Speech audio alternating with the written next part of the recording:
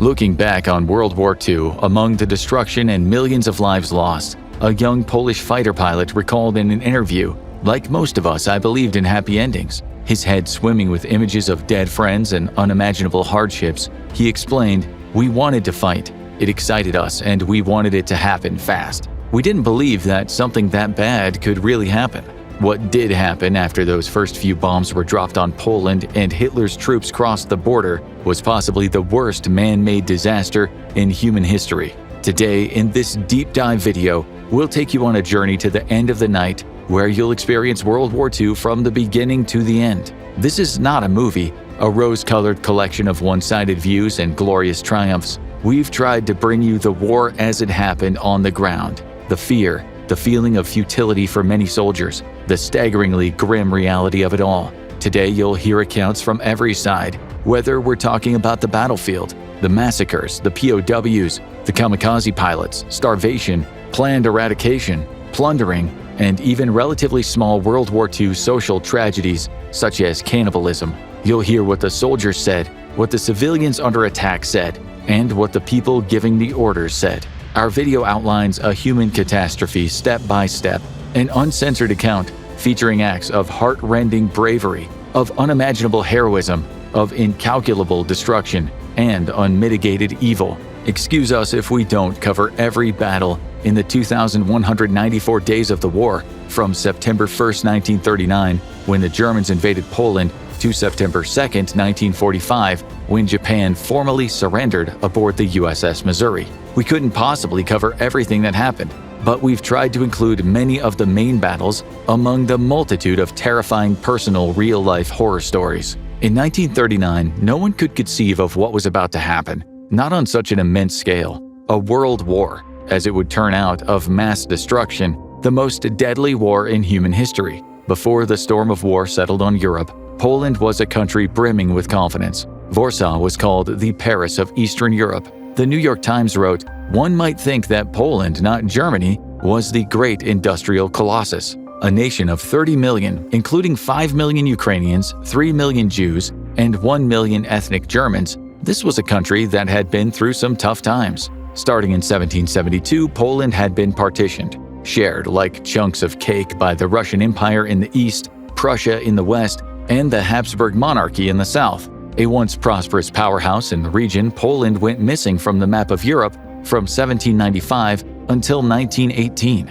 In 1939, with the Russian Bolsheviks at bay, Poland could look at the mass murder and mass starvation that was happening in Russia with a sense of pride that it had avoided such infinite horrors. It was true, there was pervasive anti-Semitism in Poland. A military junta ruled it, but despite this, the country was on the up. The feeling among great swaths of the Polish public was one of optimism. It also knew that the dogs of war were barking on its borders. Moscow and Berlin didn't see Poland's independence and economic progression quite like Poland saw it. On April 28 of 1939, the leader of the Nazi Party, Adolf Hitler, a man who'd promised long-suffering Germans that under him, Germany would once again become the powerhouse of Europe, withdrew from the non-aggression pact with Poland. Hitler hated the Bolsheviks. He wanted them wiped from the earth. But within his plans of conquest, he did not want the possibility of a war on two fronts. When he invaded Poland on August 25th, the New York Times ran the headline, "Nazi Talks Secret," with the subheading, "Soviet and Reich Agree on East." Trouble was brewing, but Poland believed its Western allies, namely Great Britain and France, had its back. For those two countries, Germany was a threat, a seeker of European hegemony. So it was in their interest to ensure Germany did not overrun large parts of Europe. In March and April of that year, Britain sent arms to Poland and offered reassurances. On June 15th, under the Fall Weiss, or Case White Plan, the German military high command finalized 3 assault plans with a planned convergence on Warsaw. Hitler had been talking for a while about expanding our living space in the east and making our food supply secure. For this reason, he said the invasion was necessary. He said there was no question of sparing Poland. Still, he reminded the Germans that this invasion would not be quite as easy as his invasion of Czechoslovakia on March 15th, when Nazi troops marched into Bohemia and Moravia to face no resistance, only for Hitler himself to walk into Prague that same night triumphantly. "We cannot expect a repetition of Czechoslovakia," said Hitler of his Polish conquest. He warned, "There will be fighting." Britain and France knew that Poland didn't stand much of a chance against the behemoth of Germany. Poland was hoping a French-British offensive would split the German armed forces. Soon, throughout much of Europe, this would become the dreaded Wehrmacht, renowned for its amphetamine-fueled lightning attacks, the Blitzkrieg. Large parts of the Polish public did not expect the devastation that happened to become a reality, certainly not if the country had any assistance. Poland's London ambassador, Count Edward Bernard Racienski, talked about his country's hopeless military situation. But he added to that, "My main anxiety has been to ensure that we should not become involved in a war with Germany without receiving immediate help from our allies." France gave Poland such assurances, saying in the event of an invasion it would attack Hitler's Siegfried Line, Germany's so-called West Wall, consisting of thousands of bunkers and tank traps, stretching 390 miles, all the way from the Netherlands to Switzerland. This was a wall where tens of thousands of American troops would one day lay down their lives, and what you'll see was a brutal battle. Britain said it would engage in a bomber offensive against Germany, but both Britain and France were less than willing to fight another bloody war so soon after World War I. The military historian Max Hastings, whose book we've used in creating this video, wrote many years later, "Both powers' assurances reflected cynicism, for neither had the smallest intention of fulfilling them."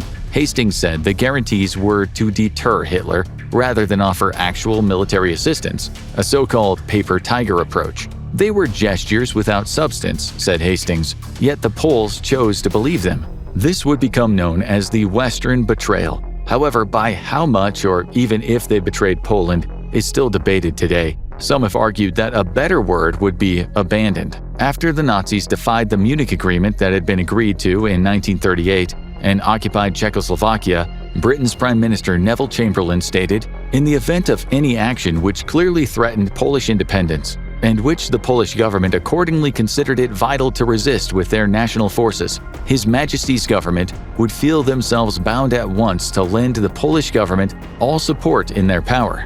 The message also stated, "I may add that the French government has authorized me to make it plain that they stand in the same position in this matter as do His Majesty's government." Meanwhile, the British Chiefs of Staff said, "We could give no direct help by land, sea, or air." Europe was unstable, and Britain and France were unprepared for all-out war. Overhanging the continent were two ugly faces of totalitarianism, Hitler and Stalin, threatening to uproot democracy and impinge on the economic interests of other great powers. Stalin knew he'd have to fight Germany at some point, but he hoped that the peace pact would stall that eventuality. War in Europe seemed inevitable. Undoubtedly, Britain realized the threat of both these tyrants, but Stalin was a harder nut to crack than Hitler. Churchill spoke like a realist when he famously remarked after the Germany-Soviet peace pact, "I cannot forecast to you the action of Russia. It is a riddle wrapped in a mystery inside an enigma. But perhaps there is a key. That key is Russian national interest." In the 1930s, when Churchill was a backbench MP, he had warned of Nazi aggression in Europe, but he also warned about the expansionist ambitions of the Soviet Union. Britain knew it would likely have to side with one of these powers eventually. August 26 was the date that Hitler wanted to invade Poland, but something upset his plans. Italy's fascist leader Benito Mussolini was unwilling to come to Germany's aid. Italy and Germany had secured a pledge in May that stated the two countries would help each other in the event of a war, but neither would take any action within the next 3 years. Mussolini was right in thinking Italy wasn't ready for war. Through diplomatic communications, Hitler also learned that Britain and France might honor their agreements with Poland, so he stalled. But on August 30th, 3 million German troops headed toward the Polish border. As communications between London, Berlin, and France went into overdrive, Alfred Naujoks of the Sicherheitsdienst, or Security Service, led a German false flag operation in an attempt to justify the invasion. He arranged for a number of German men to dress up in Polish military uniforms. Some of these men, codenamed Konserven or tin cans, were prisoners in Germany. They were given Polish military uniforms and led a fake attack against a radio station in Gliwice, Upper Silesia. Shots were fired, and soon after, the Germans reported that SS officers had bravely killed the Polish attackers. Germany reported this as an example of Polish aggression threatening its national security. It was nothing of the sort, but it justified for the Germans what was about to come. At 2 a.m. on September 1st, Germany's 1st Mounted Regiment, among other units, was roused by the bugle's call. Horses, trucks, and big guns prepared to attack, At Danzig Harbor, the German battleship SMS Schleswig-Holstein was poised to fire the first shots of the entire war. The Germans crossed the border. 23-year-old Wilhelm Prüller wrote in his diary, "It's a wonderful feeling to be a German. We've crossed the border. The German Wehrmacht is marching." He said if you looked back, forward, left, or right, all you could see was the mighty motorized Wehrmacht. 16 days later, the Soviets invaded from the east. They met with less resistance than the Germans in the west. The mass persecution of Poles was almost instant. 320,000 Poles were soon made Soviet prisoners of war. Many more, over 1 million, would be deported to the east. Many thousands would be killed in massacres. Poland was certainly no slouch, militarily speaking, but to say the least, it was outgunned. It had the fourth largest military in Europe. There were 1.3 million Polish troops compared to 1.5 million German troops, which looks like a fairly close match, at least on paper. However, Germany easily had the advantage over Poland in its equipment. Germany was a mechanized monster. It had around 3,600 armored vehicles, compared to Poland's paltry 750. Germany had 1,929 modern planes, the best in the business, and Poland only had about 900 planes that were almost obsolete as weapons of warfare. Polish troops weren't as prepared as the Germans when the invasion came. They've been holding back because of British and French communications with the Germans. A Polish diplomat summed it up. They were united in the will to resist, but without any clear idea about what kind of resistance to be offered. The Germans were superior despite valiant efforts from Polish soldiers. They were simply outgunned. Many of the skirmishes would look like what happened close to the village of Krojante in northern Poland. 250 Polish Ulan cavalrymen charged German infantry. The Germans suddenly fled, and to the horror of the Polish troops, saw German armored vehicles bearing down on them, guns blazing. The soldiers stood no chance against machine gun fire and were shot off their horses to the mud below. The Germans attacked from the north, the south, and west, often meeting with resistance they could quite easily overcome, especially when panzers and armored vehicles had Luftwaffe support from above. Polish anti-aircraft guns could not stop the assault by the formidable German Air Force, something the British would soon have to meet in person. The attack of the machines did not spare civilians. It was a sign of things to come. This was a new kind of warfare, very different from the static trench warfare of World War I. This meant a lot of civilian casualties. In the town of Luck, the capital of Wojen Voivodeship, children were bombed while walking to school in the morning.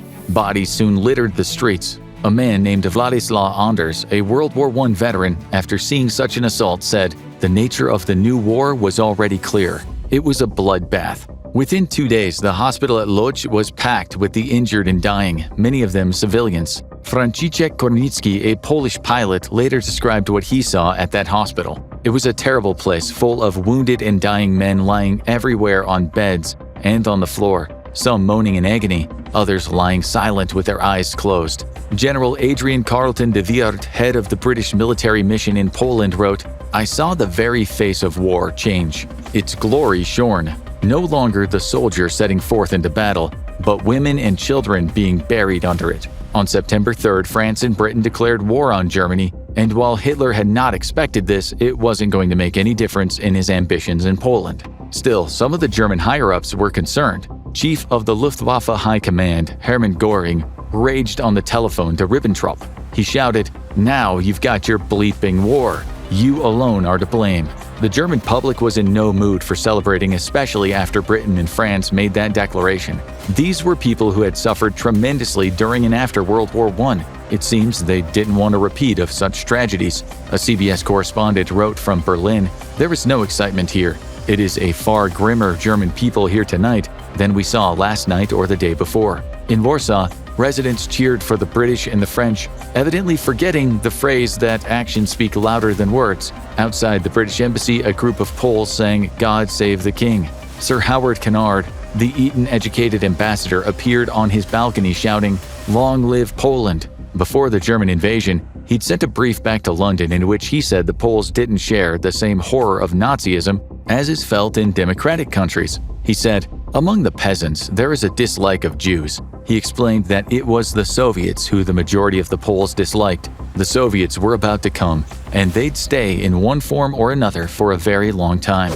Outside the French embassy in Warsaw, people sang the French national anthem, La Marseillaise. There was hope in the air, but on September 4th, when no French or British troops attacked Germany in the west, some Poles asked, are they still waiting for something? French troops would move slowly into Germany's Saarland, getting about 5 miles in and stopping. It wasn't much of an attack. France was scarred by World War I. Like Britain, it was reluctant to fight. This non-existence of British and French troops led to what became known as the Phony War. War was on hold, at least for those two parties. Poland was on its own, and it was about to face down a two-headed beast rather than a singular Nazi monstrosity. Lightning War was certainly fast. The capital of Warsaw was aerially bombed right from the start, but German troops reached the outskirts after just a week. The Warsaw radio station played Chopin's Military Polonaise as the sky turned gray with gun smoke, and 30,000 shells struck the capital daily, turning parts of the city into rubble. Landmarks such as the Opera House, the Royal Castle, and the National Theatre were hit with bombs. Makeshift graves in parks and on boulevards were filled with the recently killed. People lost water and electricity. By September 7th, 120,000 Polish troops in Warsaw faced down the enemy, which now had them surrounded. The city was on fire. It was reported that an old Jewish man was seen in the street weeping over the corpse of his wife, shouting to the skies, "There is no God. Hitler and the bombs are the only gods. There is no grace and pity in the world." Poles were still hoping that the British would arrive on time. An air raid warden told his friend, "You know the British, they're slow in making up their minds, but they're definitely coming." A Polish cavalry officer talking about the no-show of the French and British later wrote, "We could not understand why our allies were so slow in coming to our assistance." Poland's London ambassador spoke on the radio on September 20th, reassuring his people, "Fellow countrymen, know that your sacrifice is not in vain." He told them that the Allies were assembling, and the day would come when Poland would have victory. The hot air he spoke resembled the smoke billowing from Warsaw's beautiful buildings. Polish troops fought to the bitter end, never giving up, as is shown in the cynical words of Kurt Meyer, an SS commander, future war criminal, and killer of Canadian POWs, who said, "The Poles attacked with enormous tenacity, proving over and over again that they really know how to die." German troops entered the city on October 1st and would stay there until after the Warsaw Uprising in 1944, when another 150,000 to 200,000 Poles would be killed and much of the city would be destroyed. It wouldn't be until January 17, 1945, when the Wehrmacht troops left the city for good due to the advancement of the Soviets. On October 5th, Hitler made an appearance in Warsaw, a kind of victory walk among the destruction. He looked at the ruins around him and turned to foreign news correspondents, proudly telling them, "Gentlemen, you have seen for yourself what criminal folly it was to try to defend this city." He warned of turning all of Europe into a second Warsaw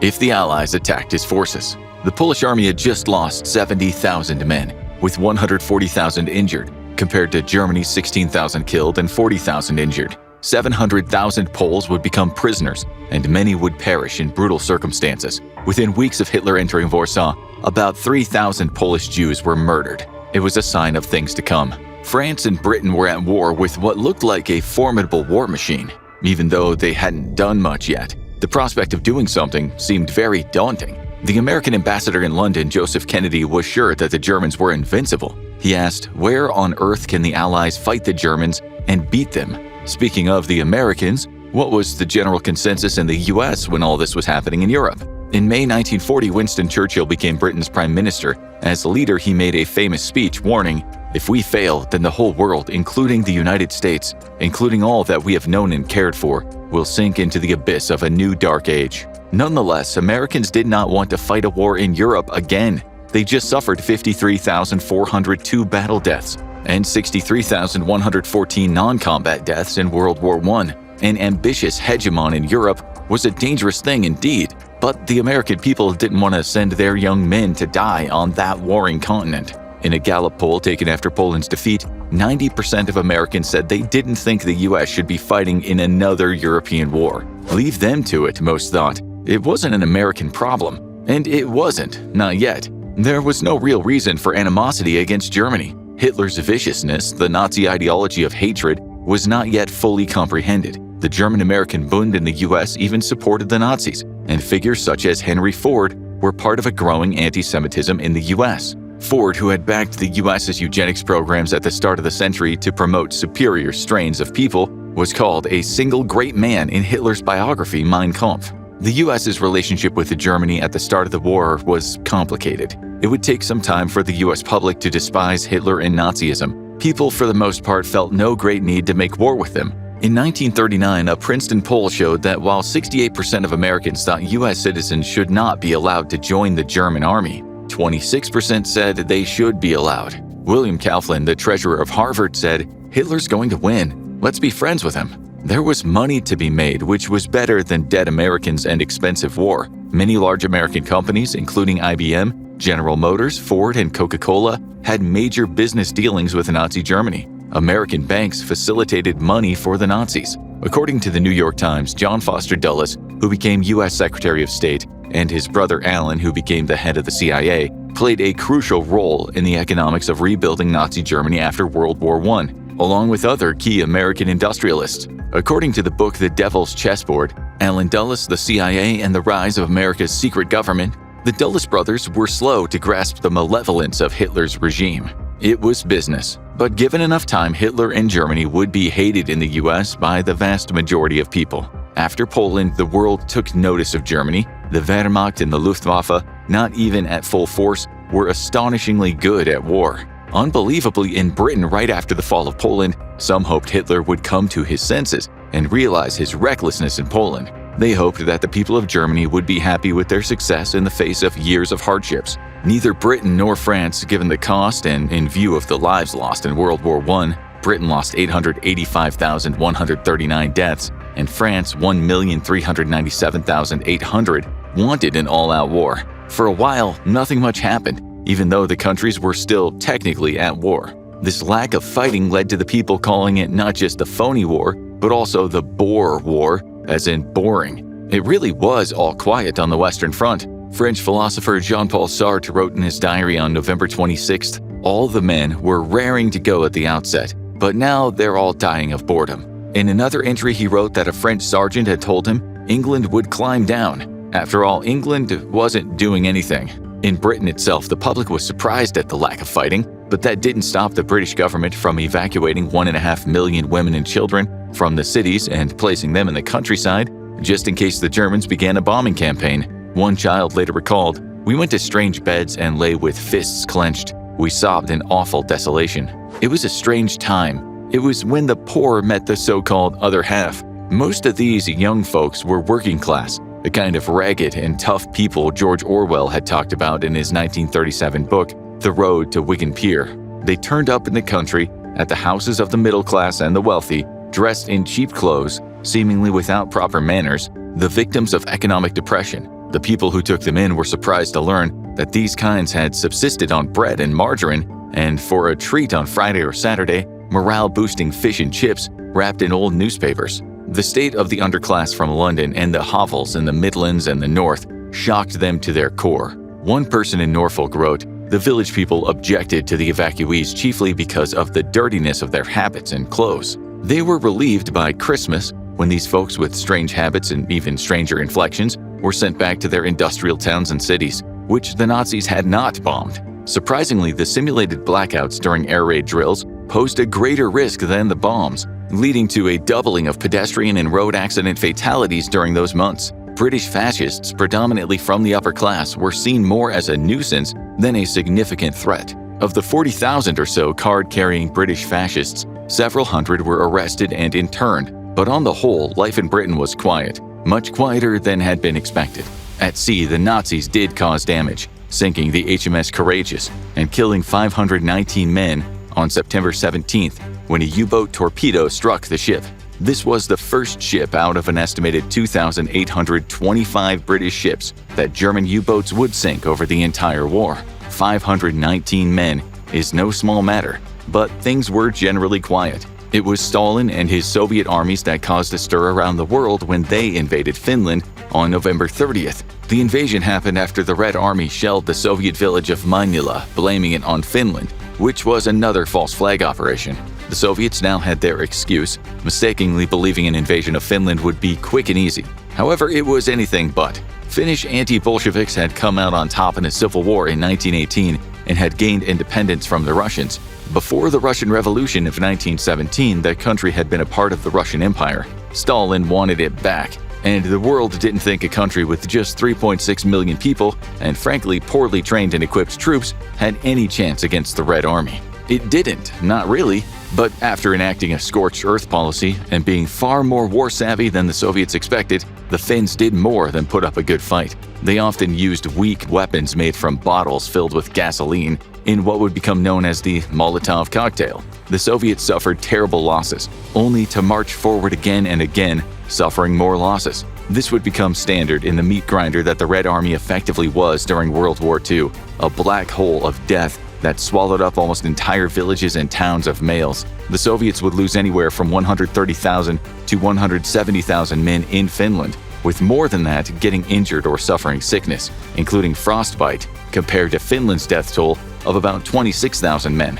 These Soviet losses would not be forgotten by the rest of the world when later in time, countries would become very pessimistic about the Soviets being able to repel Hitler's forces. It didn't help that the Soviets were totally unprepared for a winter war. The 44th Division was given a manual on how to fight on skis in the snow, except they weren't even given skis. Their tanks and uniforms weren't even painted white. Instead, they remained a dark green. Men were sitting ducks for skillful Finnish snipers in the forests. One of them, Simo Hayaha, nicknamed the White Death, would chalk up a body count of at least 200, although some estimates go as high as 500 Soviet soldiers. Many people in the West were exuberant about Finland's little victories. In Britain, the First Lord of the Admiralty said in a radio broadcast, "Finland, superb, nay sublime in the jaws of peril. Finland shows what free men can do." Egged on by such rhetoric, civilians from as far away as the USA went to join the war to help the Finns, as did civilians from the UK, Sweden, Norway, and Denmark.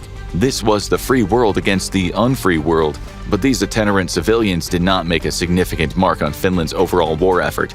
After their initial embarrassment, the Soviets learned a lot about winter warfare. This would help considerably later when the Germans found hell on earth during those long Russian winters. The Soviets had grown stronger. France and Britain had failed to send military expeditions to Finland since Norway and Sweden would not give them the right of passage. In the end, the Finnish government had no choice but to accept Soviet terms. The Finnish president Kyösti Kallio famously stated after giving up Finland's territory in the Moscow Peace Treaty, "Let the hand wither that signs this monstrous treaty."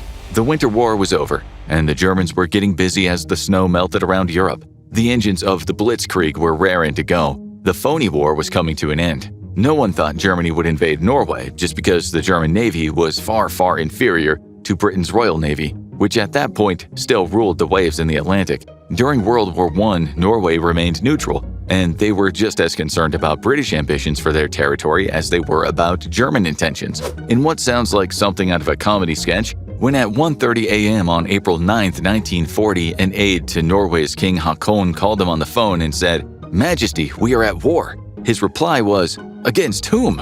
As German warships arrived at the coast, Norway's army hadn't even been mobilized. Norway's commander-in-chief, General Christian Lokja, didn't seem overly concerned. After telling his staff officers the reservists should be called up, he added, "A little exercise should do these units no harm." As the Luftwaffe bombed from the sky, the German Navy, the Kriegsmarine, arrived en masse, comprising one heavy cruiser, 2 light cruisers, 10 destroyers, and a cluster of deadly U-boats. Britain might have had a superior navy, but German U-boats would, especially at the start of the war, have many successes. Churchill once famously said, "The only thing that ever frightened me during the war was the U-boat peril." It should have. Disrupting Britain's shipping lanes could thrust many of the British people towards starvation. Under Operation Weserübung, Germany intended to take both Denmark and Norway in an effort to disrupt those Allied shipping lanes in the North Atlantic, and to ensure their own iron ore deliveries from Sweden made it to Germany. It needed iron ore for what would become a huge effort to bolster steel production for the country's weapons. The Danish had folded in about 6 hours. The Danish government had seen what had happened in Warsaw and did not want the same for Copenhagen. Their forces were weak anyway. They had no chance and surrendered quickly. In their Norwegian campaign, the Allies sent about 38,000 troops to defend Norway, on top of the 52,000 Norwegian troops going up against around 100,000 Germans. The latter was a sight to behold. When the Germans entered Oslo, the bombs fell from the sky. 19-year-old Ruth Meyer watched in horror, writing in her diary, "I think the Germans as more of a natural disaster than as a people." She added, "It's so simple and so sad. People are evacuated with woolen blankets, silver cutlery, and babies in their arms. They are fleeing the bombs. The Norwegians fought on, waiting for Allied assistance. On April 11th, the Germans bombed the king and his son, Prince Olav, hoping that if they killed them and the leading politicians with them at the time, Norway would fall instantly. They were all hiding at the time in the village of Nybergsund. When they came under heavy machine gun fire, the king was in shock as the bullets rained down on civilians nearby. He later said, "I could not bear to watch children laying down in the snow as bullets mowed down the trees and branches. Thankfully, no one was killed." Then when the British troops did arrive, they were unprepared for the fight. A British soldier later said, "We South London boys, we had never seen a mountain before. Most of us had never been to sea." Colonel David Tua of the Norwegian forces was not impressed, stating that the very young lad seemed to come from the slums of London and engaged in the wholesale looting of stores and houses. Even the British Foreign Office criticized the British troops, releasing a statement saying, "Drunk British troops had argued with Norwegian fishermen and opened fire on them." The military historian Max Hastings, who we mentioned earlier and whose research has helped us make the video, especially where first-hand reports are concerned, said, "The British government made extravagant promises of aid while knowing that it lacked the means to fulfill them."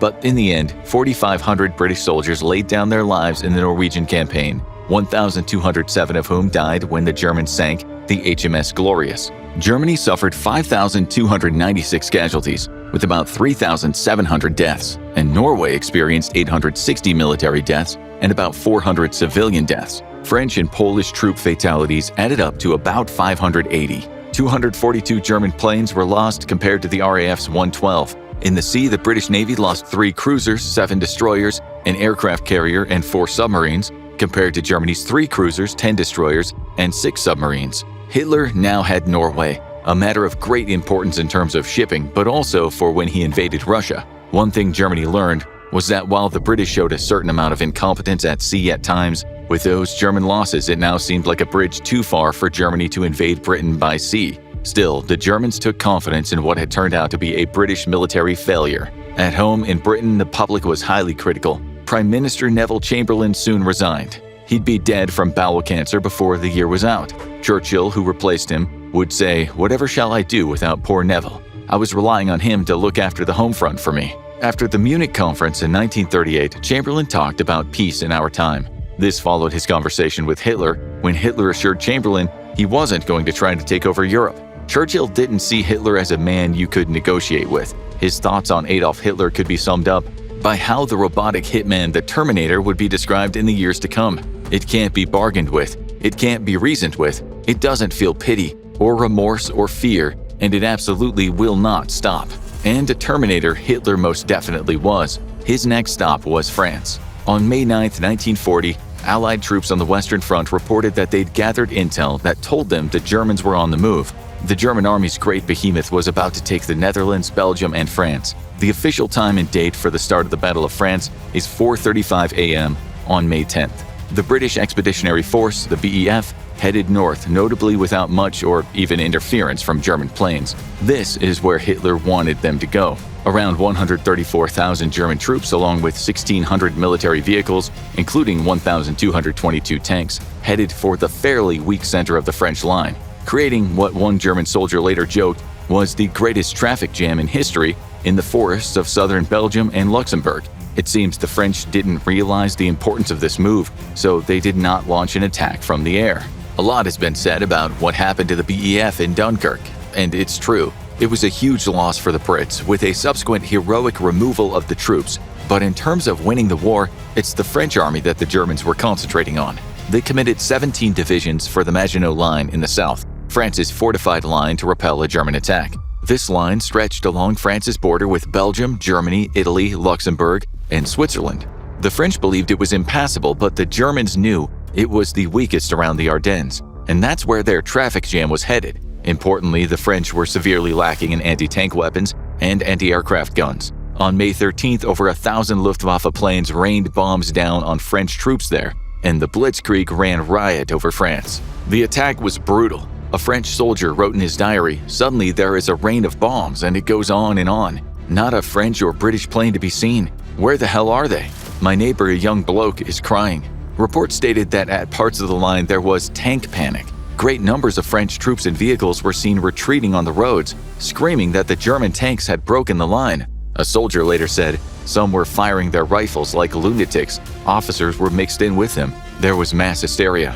This didn't bode well, but the French were still confident. When General Charles Hunsinger, commander of the 4th Army Group in the Ardennes, was told about the Germans crossing the River Meuse, he seemed unconcerned.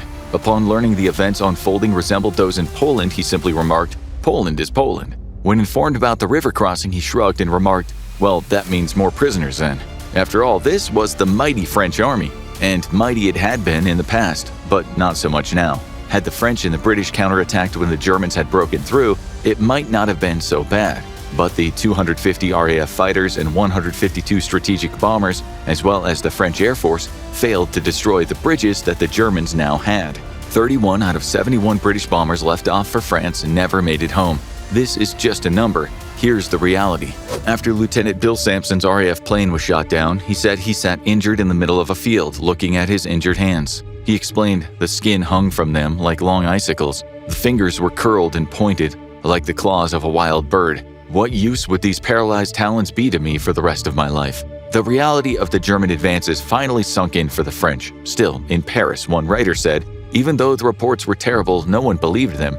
Then more days passed, and the truth settled on France like a toxic snow. In the month and 2 weeks of the invasion, 8 million French citizens abandoned their homes, the largest mass migration in the history of Western Europe. The Germans kept advancing, while French commanders sitting in rooms far from the fight seemed to some of their subordinates to be living in a fantasy world. The Germans had been severely underestimated, which is the reason, in short, why the British got stranded at the French port of Dunkirk.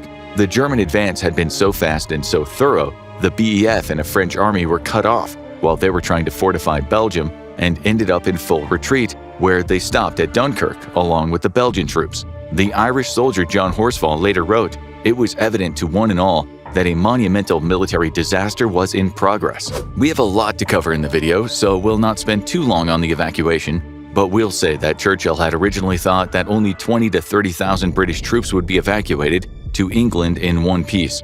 But in the end, 338,000 troops were rescued from May 26 to the 4th of June, and a third of them were French. About 90,000 soldiers were taken as prisoners of war, while the British left behind a lot of valuable machinery. The British came under criticism at first, as they hadn't taken French troops at all. However, Churchill intervened and allowed for French troops to be evacuated too, but only after the last British soldier was guided to safety. Unfortunately for those 53,000 French that went to England, most were repatriated and, on return to now occupied France, became forced laborers for the Nazis. Dunkirk for them did not have a happy ending. It was called a miracle, and the British made much of the so-called Dunkirk spirit, given civilian boats had played a major role in coming together and doing their bit for the war. But in truth, it was Adolf Hitler who was smiling from ear to ear. He had just sent the British packing and embarrassed the French. The Brits, who had still a war to think about, had abandoned 64,000 vehicles, 76,000 tons of ammunition, 400,000 tons of stores, and 2,500 guns. This meant that Britain's land forces were now running almost empty. On June 5th, Hitler's message to German troops was, "Soldiers of the West Front, Dunkirk has fallen. With it has ended the greatest battle in world history. Soldiers, my confidence in you knows no bounds. You have not disappointed me." France, the Netherlands, and Belgium had fallen. The occupations would each bring horrors over time. The French would see 150,000 people die due to occupation, 60,000 due to Allied aerial bombing, and another 60,000 who fought in the French resistance. German occupation forces would murder another 30,000. 240,000 would die in captivity, and another 40,000 would die as slave laborers for the Nazis. Belgium too would experience horrendous war crimes under German occupation. 20% of the Belgian population would leave their homes. Around 6,500 were murdered by German forces. During the 6 weeks of fighting in the Battle of France, 156,000 Germans were injured and 27,074 were killed. Meanwhile, 90,000 French lost their lives, with 200,000 wounded and 1.8 million captured. The British Expeditionary Force, BEF, endured 66,426 casualties, including 11,014 fatalities, 14,074 wounded, and 41,338 either missing or taken prisoner. Polish forces incurred 5,500 casualties, including killed and wounded, and 16,000 were taken prisoner. Notably, Hitler had expected that in taking France he'd have to lose about 1 million men. The German populace, who to a large extent might not have supported Hitler's war, were impressed, shocked, and thrilled. The Führer meant business. He was the real deal, they now thought. Now, only that little island of Britain stood in Germany's way, and so far, it had to be said, the British didn't really look like a force to be reckoned with. Thanks to the Battle of France, Britain was down to 689 tanks and 959 RAF aircraft, including 280 Spitfires and 290 Hurricanes. The country would have to rebuild its forces. It would need the help of the USA through the Lend-Lease Agreement. It would need to be resilient in the face of what looked like an almighty storm coming its way, a tornado that looked set to tear apart Europe. Things didn't look good for Britain, which was now alone in a war with Germany. This little island needed some self-confidence, and it got it. When morale fell in Britain, there was one man who was capable of getting the people fired up. That was the rabble-rouser, the cigar-munching sermonizer, master orator, incorrigible boozer, and avid pill-popper, barbiturates and amphetamines, Winston Churchill. Speaking to the House of Commons on June 4, 1940, with the speech broadcasted by radio all over the world, Churchill issued a warning. That was, if we don't do something about these Nazis, the world will cease to exist as we know it. At the time, about half of Britain's population didn't want to fight the war any longer.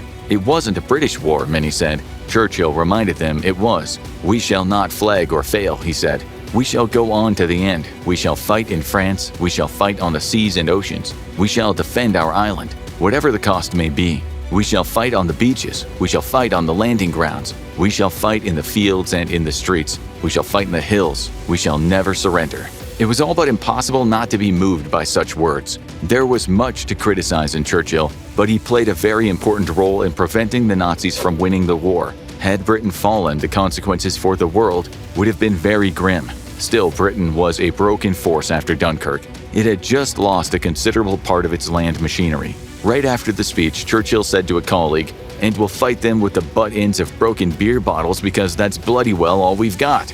Many Americans, including the famed aviator Charles Lindbergh, who gave rousing speeches himself, but why America should stay out of the war, were still against helping the British. However, since the fall of France, public opinion in the US had gradually been changing. More and more non-interventionists saw trouble in Europe that could spread like a virus and even reach their own shores. A September 1940 poll showed that 52% of Americans wanted to help the British. By April 1941, 68% of Americans were up for going against the Nazis. For the 32% still against joining the war, something would happen later that year that would change how they thought about World War II. Britain was alone for now, though. Well, not quite alone.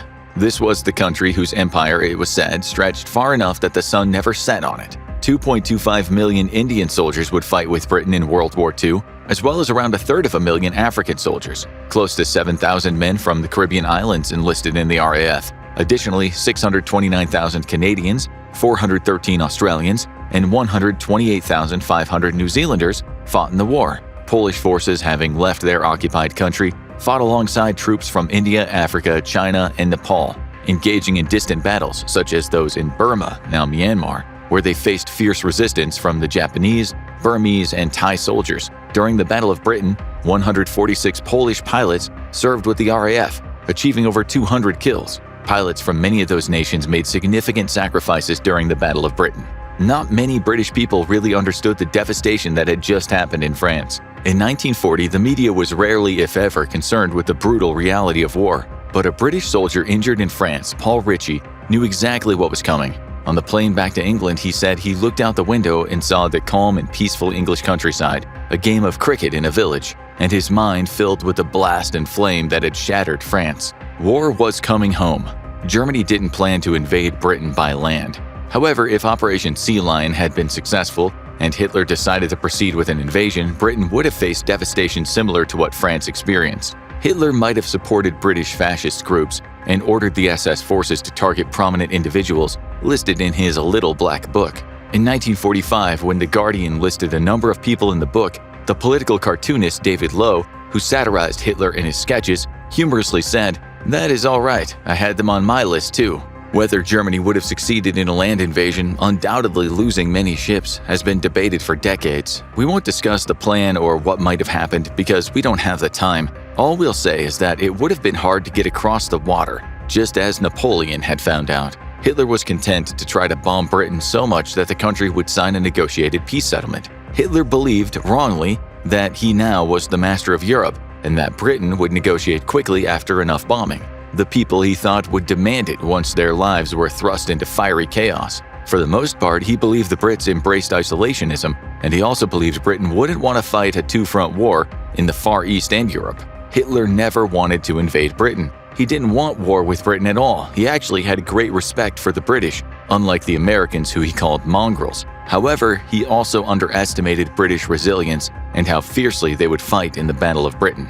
The air assault on Britain began in July 1940. Germany had a superior air force, but where Britain was equal or better in quality as well as quantity was in its single-seater interceptor fighters, namely the Spitfire, and the Hawker Hurricane. While the former seems to have come out of World War II as a British favorite, the workhorse of the Hurricane inflicted 60% of the losses for the Luftwaffe during the Battle of Britain. Those planes might have had inadequate destructive firepower, but British scientists ahead of the game had created the best onboard technology in the world. What was of great importance and grave importance for Hitler was the fact that Britain was ahead in science and technology where radar communications were concerned. Brain, in this case, beats brawn. The Germans, while attacking air bases and military installations, thought that if their bombers were protected by their fighters, the job might be as easy as it was in France. It wasn't, not by a long shot. Britain's defense systems were vastly superior to the Germans. The Germans didn't think that this was possible, what historians now call Nazi institutionalized hubris. Others just call it run-of-the-mill arrogance and ignorance. In the first skirmishes over the English Channel that July, the Germans saw it themselves. While German Ju-87s or Stukas did manage to inflict losses on British convoys, they were shot out of the sky in large numbers when they came into contact with British fighter command. The Stukas, sometimes called the most feared plane of World War II, were eventually pulled back. The Germans didn't expect this at all. They thought that their pilots and their planes were superior. We can see this in the words of Hans Otto Lessing, a German Messerschmitt Bf 109 pilot, who wrote in letters that the British planes were old and slow. The German 109s were sometimes called the backbone of the Luftwaffe, flown by the rock stars in the German military, the fighter pilots, aka the aces. Top-scoring ace Erich Hartmann shot down 352 enemy planes in his 109, a formidable number, 345 Soviet and 7 American. This was far more than the highest-scoring British aces, such as James Edgar Johnny Johnson, who shot down 32 German planes. Lessing might have thought that, as a German pilot, he was way ahead of the Brits. Writing home on August 17, 1940, he said the British were getting weaker and weaker and that the Hurricanes he was up against were tired old puffers. He added, "I'm having the time of my life. I would not swap my place with kings. Peacetime will be very boring after this." One of those tired old British puffers shot him out of the sky that afternoon on the day he wrote the letter. The time of his life had ended. British pilots later said during the night they'd get drunk out of their minds to forget what they were doing in the day. RAF pilot Paddy Bathropp said, "It was just beer, women, and Spitfires." He was shot down twice and survived both times, being imprisoned in Poland, then escaping through a tunnel. Men like him fought alongside pilots from New Zealand, South Africa, Canadians, Czechs, and Americans. The biggest foreign contingent was Polish, making up 146 pilots in total. Many Poles would stay in Britain after the war. Prior to leaving, they wrote on their planes, "This is for Warsaw," and they meant it. Most downed pilots wouldn't even seen the plane that hit them since they were often hit from behind while attacking a plane themselves. Burning to death in a cockpit is a rather nasty business, of course. Sergeant Jack Perkin explained, "Flames and heat overcame people who stayed in a burning cockpit for over 10 seconds. Shorter than that might mean burn surgery for an entire year." Another British pilot explained, "You can't remember what the hell happened." A British Hurricane pilot named George Barclay of 249th Squadron, writing home, said, "I think everyone is quite sure he'll survive for at least 7 days." When discussing how long they expected to survive in the air, he did better than expected. He survived the Battle of Britain, but was shot down and killed by one of the most famous German flying aces above North Africa in July 1942. At the latter end of August, the Luftwaffe increased the number of planes, now sending out about 750 serviceable bombers daily, along with 250 dive bombers and 150 fighters. The main focus was still airfields and military installations. Between August 8th and the 24th, the RAF lost 204 aircraft trying to defend against these bombing attacks. The Luftwaffe lost 397 aircraft. Importantly, during this time, fewer airplanes were coming off the production line in Germany than planes were being made in England. The Germans were not having the success they wanted, and in September and October they started flying more at night, hitting English cities. Perhaps Hitler thought that the British government might negotiate a surrender if enough people were killed in their homes. These attacks became known as the Blitz. Over 40,000 civilians would be killed, half of them in London. Hitler believed he could, at the very least, break the people's will. For Fighter Command, shooting down German planes at night wasn't easy, due to its few night fighters and the fact that interception radar was still quite primitive at night. The British people accepted their plight with a mix of horror, excitement, and stoicism. A 19-year-old girl in Coventry wrote in her diary, after a devastating attack, "I wonder what the pilots feel. After all, somebody loves them even if they are Nazis." She said that those men were the same as British men fighting for their country. A woman in London named Barbara Nixon said many people, especially the very old and very young, had little idea about what was really going on in Europe. She said they'd never heard of Poland, and fascism was, at most, a matter of that wicked beast Hitler, who was trying to blow us up or murder us all in our beds. Hitler failed. Britain won. To just about everyone, this was remarkable. The British propaganda system went into overdrive, something that even impressed Nazi propaganda chief Joseph Goebbels. Over in the US, people heard of Britain's amazing victories, of David beating what many had thought was an unstoppable Goliath. One US journalist wrote, Adolf Hitler met his first defeat in 8 years, in what he said might go down in history as a battle as important as Waterloo or Gettysburg. In the years to come, the British would say something similar about an astounding American victory against the Nazis. The Battle of Britain came at a heavy cost. The RAF would claim 2,698 kills. The Luftwaffe would claim that 3,198 RAF aircraft had been shot down. Later in a speech, Churchill would remark, "Never was so much owed by so many to so few."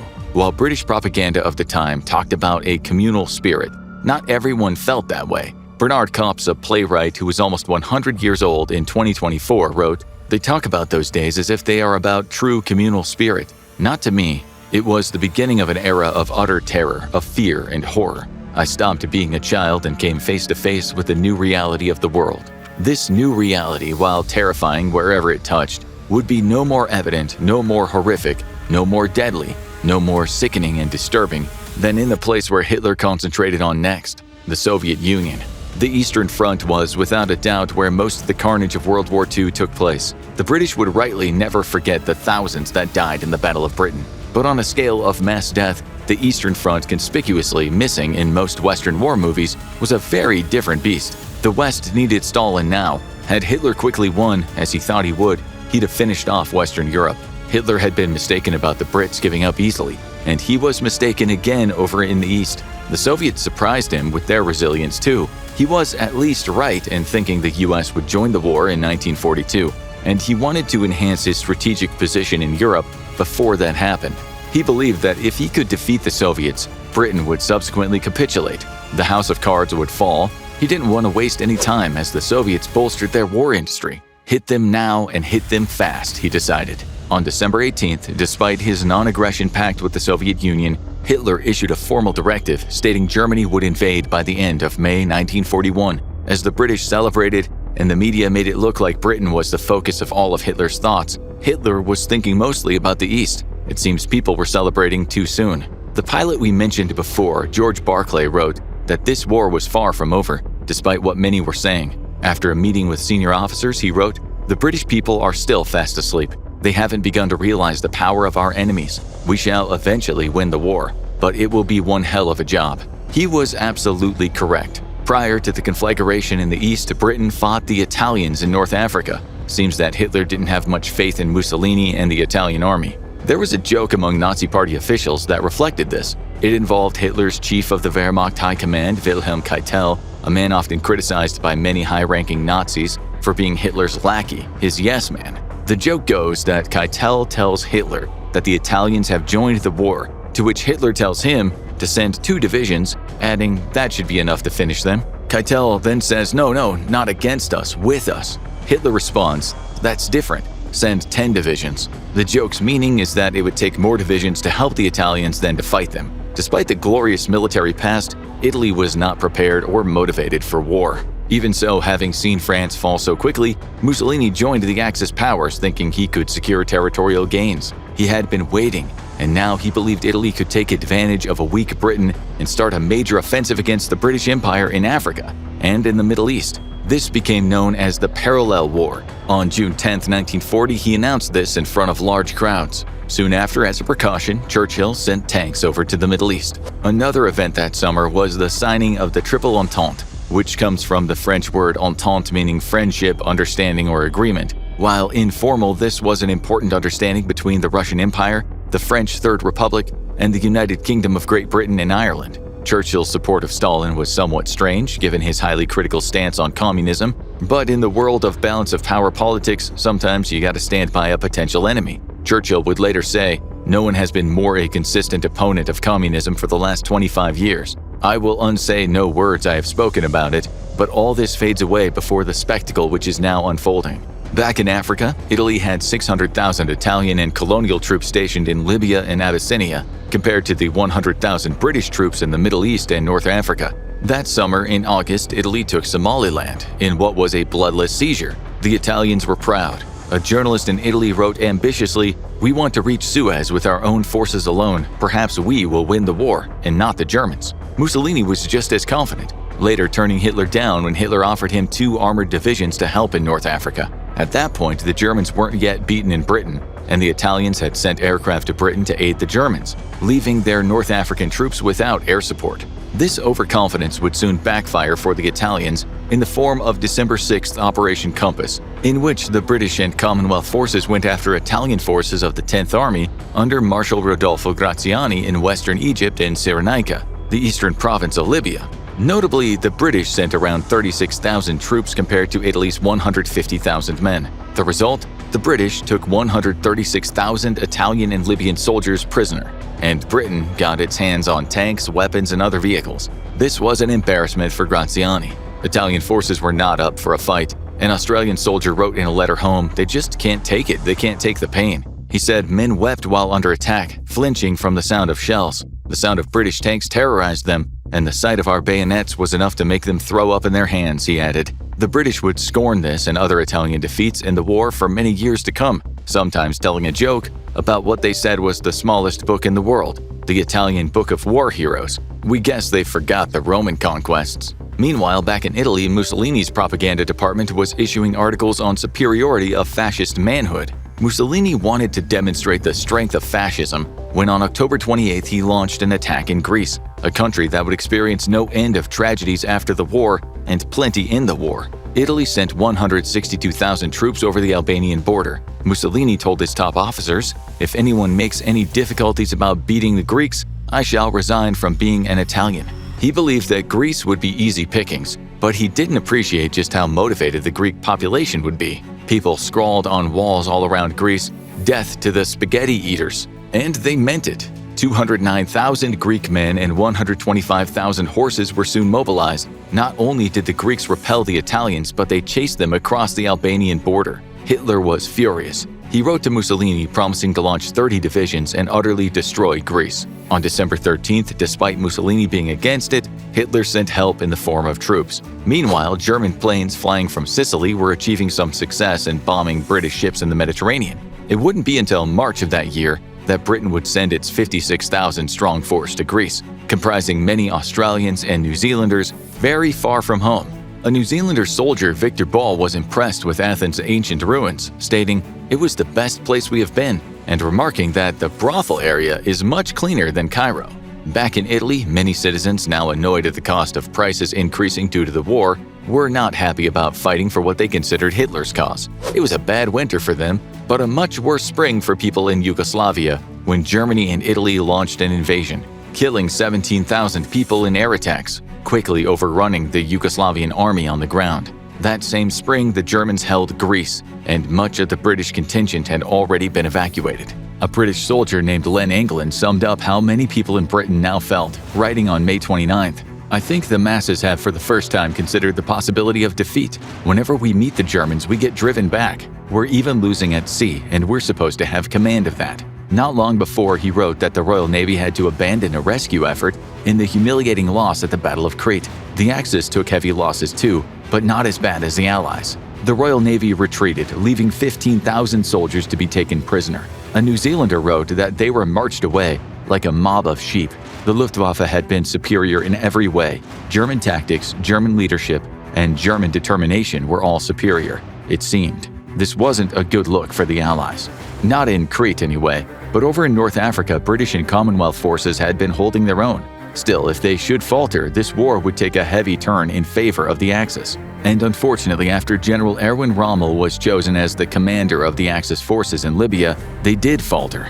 Under Rommel's leadership, German and Italian forces would enjoy successive victories while handing Britain and its allies some serious tank losses. Britain's global prestige would yet again take a hit, and Germany's military prowess would impress even its enemies. "We were a downcast, defeated lot," said a British soldier after German and Italian forces had destroyed much of the British tank force. For now, morale was low.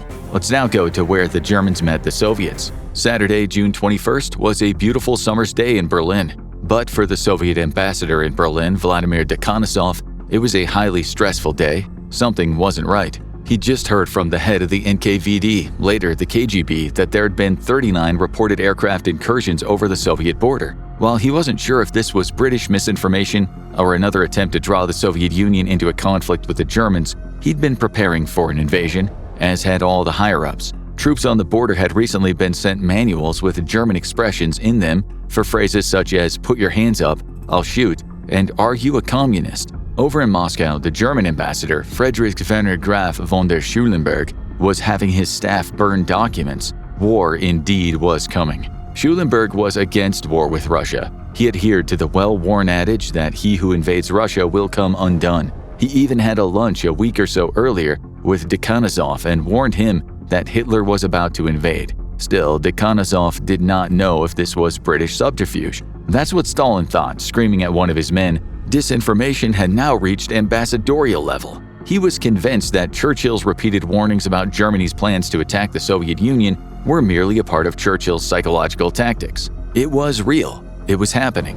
When Dekhanasov knew that for sure, he walked up to Ribbentrop and shouted, "You'll regret this insulting, provocative, and thoroughly predatory attack on the Soviet Union. You'll pay dearly for it." Ribbentrop was also against the invasion, and he let that be known. But it didn't matter. On June 22nd, it was Vyacheslav Molotov, the second most powerful man in the Soviet Union, not Stalin, who told the Russian people what was happening. On the radio, he told listeners, "At 4 o'clock this morning, Germany attacked our country without making any claims on the Soviet Union and without any declaration of war." He added, "Our cause is just. They will be beaten. We will be victorious." Many of those listening would die because of what had just been said, as the British historian Anthony Beevor wrote in his excellent book, Stalingrad.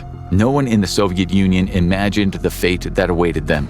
On June 23rd, at precisely 3:15 a.m. Berlin time, German guards at the Bug River Bridge, stretching over a river that flows through Belarus, Poland, and Ukraine, called over Russian border guards and told them they wanted to discuss matters of importance. As the Russians approached, the Germans machine-gunned them down. This was the beginning. 3.6 million German troops started their advance on the Soviet Union to a front that would measure about 900 miles. Masses of Russian divisions were immediately engulfed by German soldiers, some surrendering, some being killed en masse. A Russian soldier later remarked about a chat he had with an officer, and the officer had told him the only thing left of the 56th Rifle Division was its number. The Germans went through the Soviets like a hot knife through butter. It began with slaughter. It would end with slaughter. If any Soviet troops in the face of sure defeat were accused of cowardice, Stalin had them killed. During the war, his order number 227 stated, "Panic makers and cowards must be liquidated on the spot. Not one step back without orders from higher headquarters." Estimates differ, but it's generally thought anywhere from 180,000 to 300,000 Soviet troops were killed by their own for cowardice, desertion, or other transgressions on the battlefield. This is astounding when you consider the number of American, 407,300, or British, 383,700 soldiers who died in total in World War II. For both Germany and the Soviet Union, it wasn't just a war of territory, it was a war for their way of life. That's what the propaganda said anyway. In their rhetoric, the Germans talked about saving Western civilization, which was under threat from the Bolsheviks. A 19-year-old locksmith in Hamburg who happily became a tank driver in the war personified such beliefs when he said, "It was for the good of humanity to impose our way of life on the lower races." Stalin suspected the invasion would happen at some point, but he hadn't expected Germany to throw the first stone, a boulder, so quickly. Hitler, as usual, full of hubris, thought his vastly superior armies would walk through the barbarians under his invasion plan, Operation Barbarossa. named after a 12th century Holy Roman Emperor and Crusader. Hitler believed he would conquer Russia, use its people as slave labor, and then repopulate the vanquished lands with Germans under his concept of Lebensraum, living space. Germany, he feared, wouldn't survive without it. Hitler said conquest and the extermination of millions was absolutely necessary for what he believed wholeheartedly was his superior Aryan race. On May 2, 1941, during a discussion of the plan, it was agreed that around 30 million Russians would likely have to starve to death so that once occupied, their food supplies could be sent back to Germany. This was as cold as calculations get. It was calculated while Germany was still in a pact with the Soviet Union, while it was still receiving a huge amount of war materials from Russia, and while Russia was sending Germany oil to run its air force in its fight against Britain. Germany's U-boats even had access to Russian ports. This was some master-level deception by Germany, but Stalin was never under the impression the two nations wouldn't bump heads at some point. He may not, however, have considered Hitler's brutal extermination plans. When some German generals asked if it was absolutely necessary to murder so many people systematically, Göring told them, "God knows you're not sent out there to work for the welfare of the people in your charge, but to get the utmost out of them so that the German people can live. The Slavs, the Jewish Bolsheviks, had to go. It was vital for the German people's existence," remarked Colonel General Erich Hebner of the 4th Panzer Group, a man who would later be executed with others after a failed plot in 1944 to assassinate Hitler.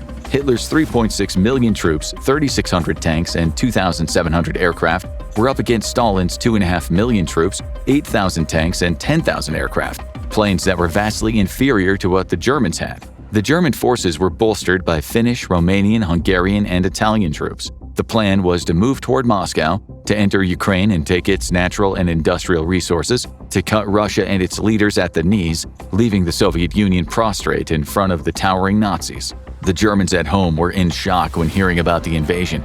Goebbels warned, "We must win and win quickly. The public mood is one of slight depression. The nation wants peace, though not at the price of defeat." The Germans smashed their way through Red Army forces. In Ukraine, Estonia, Latvia, and Lithuania, German troops were met as liberators by many people who'd suffered tremendously under Stalin.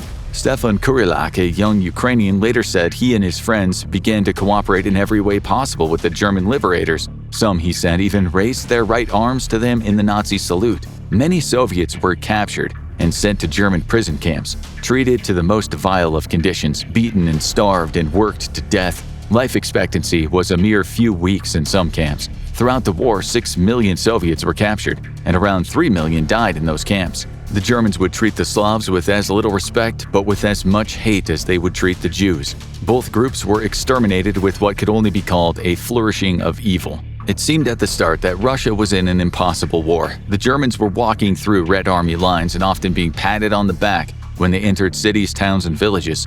German pilots bragged about how easy it was to shoot down Russian pilots. Masses of Russian bodies painted the countryside as German tanks, manned with men with their shirt sleeves rolled up, drove through the streets enjoying the summer sunshine. One of them, Major General Hans von Griffenberg, later remarked, "We were following Napoleon's invasion route, but we did not think the lessons of the 1812 campaign applied to us." Oh, was he wrong?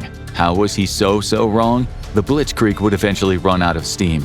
But that's not how it felt in Germany at the start of the invasion, and not how it felt all the way over the world in the USA, where Charles Lindbergh proclaimed, "I would 100 times rather see my country ally herself with Britain, or even with Germany with all her faults, than the cruelty, the godlessness, and the barbarianism that exists in Russia." That's not how Churchill felt, who told the British people through the radio that they must stand with the Russians in this time of need. In Berlin, the mood was one of utter joy, and what we can now say was giddy myopia. On July 3rd, the German general and the chief of staff of the Army High Command, Franz Halder, announced, "I think I am not exaggerating when I say that the campaign has been won in 14 days. Adolf Hitler told the German people that he planned for a victory parade in Moscow, perhaps at some point at the end of August, when all this was over, and the Russians were begging for their lives. That's the way it looked. Thousands upon thousands of Russians were dead, civilians too. It was a wipeout." Writing to his father, who was a Red Army soldier, a 12-year-old in Smolensk described such brutality on local populations, saying in the letter, "Papa, the German monsters set fire to us." He said they set fire to everything and killed everyone, explaining, "You can't even call them humans, they're just robbers and drinkers of blood." This might sound like Soviet propaganda, but it was true. The Germans needed farmers' produce, their cattle, their potatoes, and bread. After all, they too, given time, would starve in this macabre theater of war. The Red Army generals looked incompetent, and Stalin, who had told them to make sure their men never retreated, was much to blame for Soviet troops being caught in the pincer movements, trapped like sheep in a pen, surrounded by wolves. Adolf Hitler would claim victory in the Battle of Kiev in September, in which one of these encirclements happened, in what he said was the greatest battle in the history of the world. Hitler was prone to exaggeration, but defeating 452,700 Soviet soldiers, 2,642 guns and mortars, and 64 tanks was indeed quite a military feat. Thousands of Russian planes had already been shot down, hundreds and hundreds of thousands of Russians had been killed and taken prisoner. Russian tanks were lying in the mud, in the thousands. A German tank gunner, Karl Fuchs, who'd witnessed this, remarked, "The war against these subhuman beings is almost over. They are scoundrels, mere scum of the earth, and they are no match for the German soldier." Also in September, Axis troops surrounded the city of Leningrad. This was a siege. No one was getting out, no food was getting in. The Wehrmacht had control of the roads. That same month, the German Army Group Center advanced on Moscow. It looked like it would fall fairly fast. To quote Game of Thrones, for the Soviet troops and their leaders, the night was dark and full of terrors. But to quote Game of Thrones again, notably those tough, resilient folks in the north, winter was coming. In the months before winter, the Red Army was losing 44,000 a day or thereabouts, killed or captured. They were losing 20 men for every single German life. They were losing 6 tanks for every German tank. Many Red Army troops were lacking guns and ammunition. Even Molotov cocktails, hardly a good anti-tank weapon, were in short supply. Many soldiers starved and froze as winter approached, while around 90 million Russians were now living in German-occupied territory. It seemed hopeless. A Russian soldier of the Motorized Rifle Battalion put it like this: "I have told myself that I will be killed, whatever happens, today or tomorrow, and once I realized this, it became so easy for me to live, so simple, and even somehow so easy and pure. I go to battle without any fear." But winter was here, and it wasn't a good one for the Nazis. The German chaplain, Ernst Tews, wrote home, "The men," he said, "needed clothes for winter and they hadn't arrived as was promised. We are struggling to move along terrible roads," he wrote, saying the vehicles were falling under heavy sleet and snow. Some had to be abandoned, stuck in the deep mud. The mood among the Germans had changed. Kurt Grumman wrote in a letter, "Our troops walk around as if they were doomed, with no food for our bodies and no fuel for our vehicles." Quartermaster General Edward Wagner wrote, "We are at the end of our personal and material strength." There was not going to be a quick victory. Hitler's date for his fantasized victory parade in Moscow had transformed into a nightmare of frozen bodies, his men now fearing the fight like Napoleon had. The Soviets still died in large numbers, but they fared better with the freezing temperatures, or at least they seemed to. Meanwhile, Stalin was still busy having dissidents executed, was working his people half to death in what became a very impressive military industry that churned out tanks and other weapons at an impressive speed no one had expected. Stalin was a tyrant, but as it happens, tyrants running tight ships can do well where productivity is concerned. It would become a refrain after the war that had Stalin run a democracy, the Nazis would have prevailed. He treated his citizens like slaves and shot soldiers as if they were the enemy, but he got things done. The Germans failed in their effort to invade Moscow. After more than 1 million deaths in that battle, the Soviets kicked the Germans back. They even released a documentary film, Moscow Strikes Back, which won Best Documentary at the 1942 Academy Awards. Stalin would win the Time magazine Man of the Year twice, in 1939 and 1942. This was not so much an honor, but a matter of who'd been influential in the world. Hitler won it in 1938, but in 1942, the West gushed over Stalin's efforts to thwart Hitler. That year, Churchill said of Stalin and the Soviet Union, "We will continue hand in hand, whatever our sufferings, whatever our toils. We will continue hand in hand like comrades and brothers until every vestige of the Nazi regime has been beaten into the ground." As you'll see later, it wouldn't be long until Churchill was planning to annihilate millions of Russians. For now, the Soviets and their apparent fearlessness were celebrated. The Germans were not invincible, far from it. But Leningrad's residents were very much not in the mood to celebrate. They were starving to death. Stalin had failed to arrange food stockpiles for what he knew was coming, and he didn't even evacuate the city when he had a chance. Historians have said he never liked Leningrad, thinking it too westernized and full of intellectuals, the kind of people he wasn't keen on.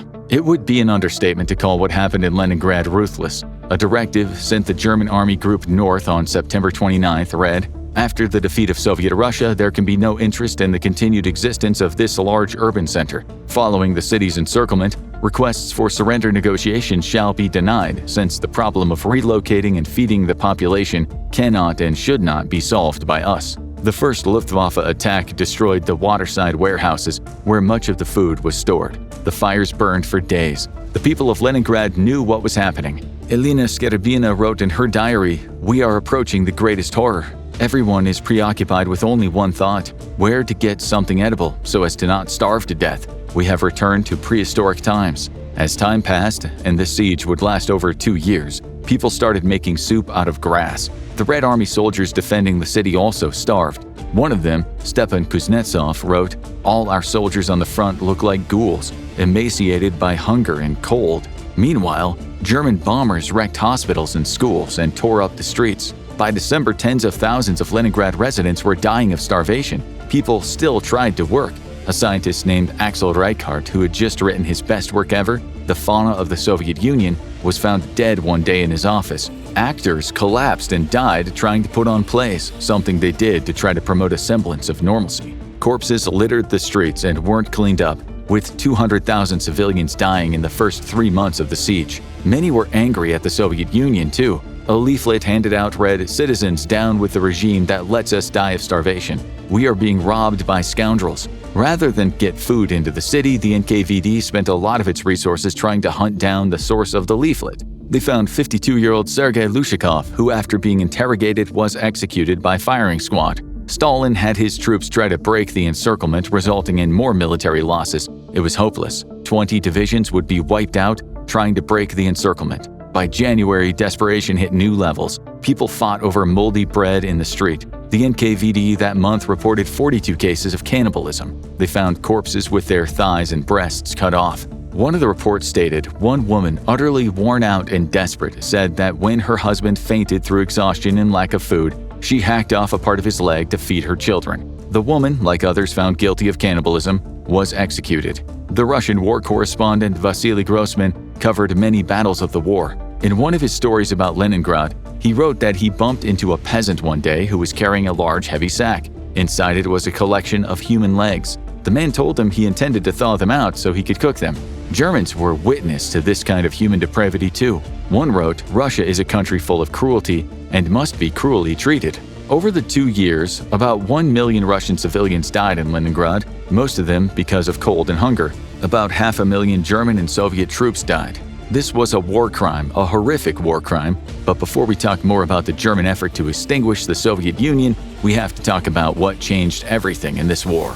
On Sunday, December 7th, just before 8 a.m., as Russian civilians were starving in Leningrad, the Imperial Japanese Navy Air Service attacked the American naval base at Pearl Harbor in Honolulu, Hawaii. This led to the USA joining the war. Had this not happened, the balance of power would have been very different. It was crucial the US got involved. The US had been neutral in the war, but it had been sending billions in aid, food, oil, weapons, and other materials to the UK, the Soviet Union, and China. We need to talk about China too, another crucial player in the World War, another friend that would soon become an enemy. China's role in World War II, like the Soviet Union, is often marginalized in Western movies and other media, but China went through absolute hell. It's thought about 20 million Chinese civilians died due to the war, and a further 3 or 4 million Chinese troops were killed. The Japanese committed horrendous war crimes against the Chinese, whether civilian massacres or torture of prisoners, including heinous medical experiments at the notorious Unit 731. All of this has been called an Asian Holocaust. The Japanese were incredibly ruthless in China. Notably, the Second Sino-Japanese War, July 1937 to September 1945, became a part of World War II. As soon as Japan sought to become Asia's hegemon, something China had been for a long time before the so-called Century of Humiliation. We'll talk more about war crimes in China soon, but for now, let's just say Japan was upset with the US for a number of reasons. Its own economic interests, meaning its hegemonic ambitions and the balance of power, and also the fact that the US in 1941 had placed an oil and steel embargo against Japan and froze all the country's assets. The US had known something was coming. On November 27th, less than 2 weeks before the attack, a cable from Washington was sent to all US bases in the Pacific. It read, This dispatch is to be considered a war warning. An aggressive move by Japan is expected within the next few days. Execute appropriate defensive deployment. There were failures in the chain of command, evident in the words of one U.S. soldier who, after the attack, wrote, "We seem to be mourners at a spectacular funeral." Japanese generals talked of the glorious attack, while Mussolini in Italy, with predictable racist venom, commented on a stupid country full of black people and Jews that got what was coming to it. Hitler, who had not been forewarned of the attack, remarked, "We can't lose the war. We now have an ally which has never been conquered in 3,000 years." Churchill was secretly upbeat, given that he'd worried for a long time that Japan would only attack European powers in Asia. Now the US had to join the war and help him save his beloved empire. He later wrote in a book about finding out about the Pearl Harbor attack. "Being saturated and satiated with emotion and sensation, I went to bed and slept the sleep of the saved and thankful. The attack was a gamble. Japan hoped the US might negotiate peace. Tensions between the countries had been brewing for decades, and the US would almost certainly have joined the war at some point. But Pearl Harbor certainly sped things up, with 19 American ships damaged or sunk, and 2,403 people dying in this sneak attack, and what many called a cowardly attack. The US public had changed its mind about the war. A Gallup poll after Pearl Harbor showed that 97% of Americans said they approved of Congress declaring war on Japan. If there had been ambivalence toward the war or objections to sending troops, there was not now. The isolationists were isolated within their own country. 16 million Americans in total would serve in this war. Over 400,000 soldiers would lose their lives, and many hundreds of thousands more would be injured. 6 million Japanese would fight, and about 2,120,000 were killed, as well as 500 to 800,000 Japanese civilians. It's thought that close to 6 million global civilians would die because of Japanese war crimes in what's referred to as democide. In the months that followed, 125,284 people of Japanese descent living in the US were sent to 75 concentration camps under President Roosevelt's order. 2/3 were American citizens, but they were deemed dangerous and also useful where free labor was concerned. There was pushback against this inside the US, but most media supported it. The LA Times wrote several stories saying things such as, "A viper is nonetheless a viper wherever the egg is hatched, and they are for Japan. They will aid Japan in every way possible by espionage, sabotage, or other activity." These camps were nothing like the Nazi camps or the Hell of Japan's camps, which we'll talk about later in the video. But arresting and interning people who were formerly American has remained controversial and was later called a national mistake by President Gerald Ford. Harry Truman, who would take over from Roosevelt, later said, "They were concentration camps. They called it relocation, but they put them in concentration camps, and I was against it. We were in an emergency, but it was still the wrong thing to do." The US's mobilization effort when they joined the war was nothing short of miraculous. The whole country was involved, with industrial productivity increasing by 96% and 17 million new civilian jobs being created. While the war was a tragedy for a million or so American soldiers who became casualties, the U.S. economy got a lift out of what had been an awful Great Depression. The U.S. would come out of the war in pretty good shape compared to the other nations involved.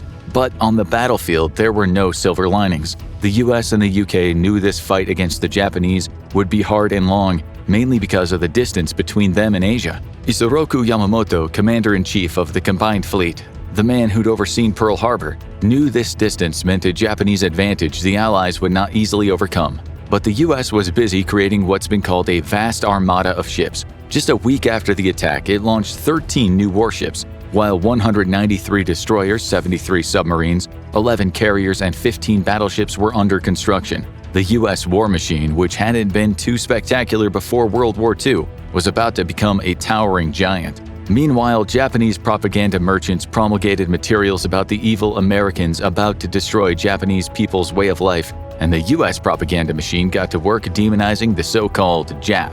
We've mentioned propaganda many times in the video already. The reason is it played a huge role in the war. It directed the public's hate and anger. It motivated soldiers. It played a part in terrifying war crimes. Without propaganda, there would arguably be no wars. About 4 hours after Pearl Harbor, the Japanese walked into Siam, now Thailand, and there wasn't much the Thais could do about it.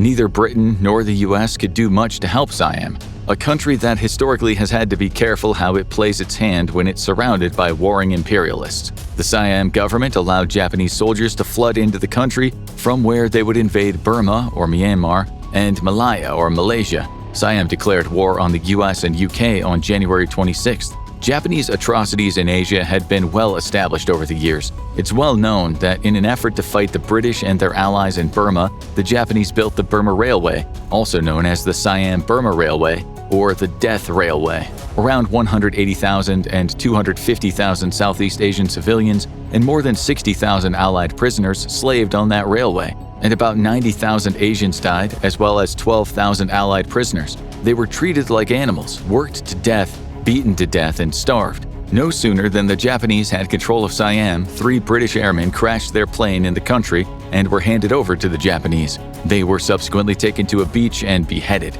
In December, the Japanese bombed Manila. They invaded Burma, British Borneo, Hong Kong, and Luzon in the Philippines. In Burma, there was already a certain amount of animosity toward British colonists when the Japanese came, and they came fast and hard. But after a while, many Burmese understood that the new occupiers were just as bad, if not worse, than the old ones.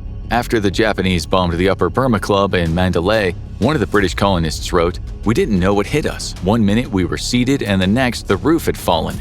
Throughout the city, it said that flowers and gardens died. The servants were no longer watering them. Many locals saw the Japanese not as the enemy but as the savior. When they met with Allied troops, they more often than not gave them no quarter. First Class Tsuchikane Tominosuke of the 4th Regiment wrote about his experience with British soldiers in Singapore. Writing in his diary, having lost their nerve, some soldiers were simply cowering in terror, squatting down and avoiding hand-to-hand combat. He seemed surprised that the British may have expected to be taken prisoner. He wrote, "They too were bayoneted or shot without mercy." Churchill wrote to General Sir Archibald Wavell, a man who'd fought in Europe, Africa, and the Middle East, and had later been made Commander-in-Chief of ABDICOM, or the American, British, Dutch, Australian Command. "The battle must be fought till the bitter end," wrote Churchill about Singapore. Singapore was an important port for the British. Churchill added, "The honor of the British Empire and the British Army is at stake. The reputation of our country and our race is involved." On February 15th, Lieutenant General Arthur Percival reluctantly surrendered in Singapore. The man given credit for the victory was Tomoyuki Yamashita, the so-called Tiger of Malaya. In short, at this juncture, the Japanese were running roughshod over much of Asia. It got worse and worse before it got better for the Allies. Late in February, President Franklin D. Roosevelt ordered General MacArthur to get out of the Philippines. Around 23,000 American soldiers and about 100,000 Filipino soldiers were either captured or died before the U.S. left. Japanese prisoners of war in the Philippines would be treated with the utmost disrespect.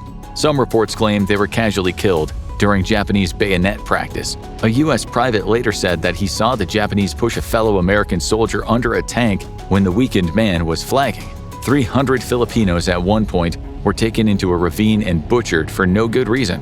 Staff Sergeant Harold Feiner wrote, "If you fell, bingo, you were dead." He was referring to the infamous Bataan Death March, where 75,000 American and Filipino prisoners were forced to march great distances when many of them were already sick or malnourished. 5,000 to 18,000 Filipino men died, and 500 to 650 Americans were said to have died during the march. Stories of Japanese brutality would eventually make its way back to the U.S., where they would later appear in grisly pulp magazines read by little boys. In the years to come, a handful of American serial killers would state how much they liked reading those magazines. Soon, U.S. soldiers would return the brutality, often shooting captured Japanese soldiers without the blink of an eye, since the conviction was that they were subhuman. It was also believed that since Japanese soldiers would never be taken prisoner, they should just be shot. These were also war crimes. We'll talk more about that soon. In April 1942, the U.S. staged an attack on Tokyo that became known as the Doolittle Raid, when 16 B-25 bombers launched from the carrier Hornet 650 miles from Tokyo. It didn't cause too much damage, but it did cause a lot of embarrassment for the Japanese. The U.S. also used it as propaganda, showing Japanese weakness and American strength. Indeed, the Japanese were vulnerable. Japan wanted payback, which it certainly got in China.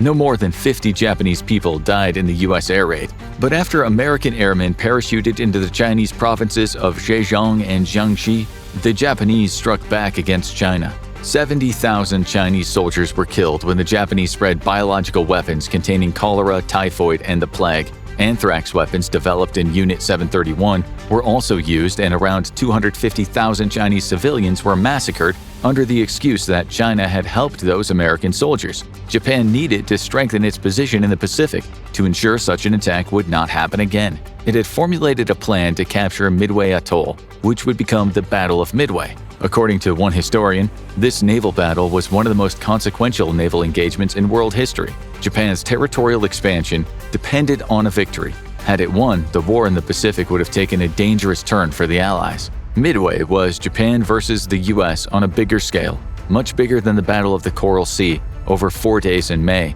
when the Imperial Japanese Navy went up against the US and Australia.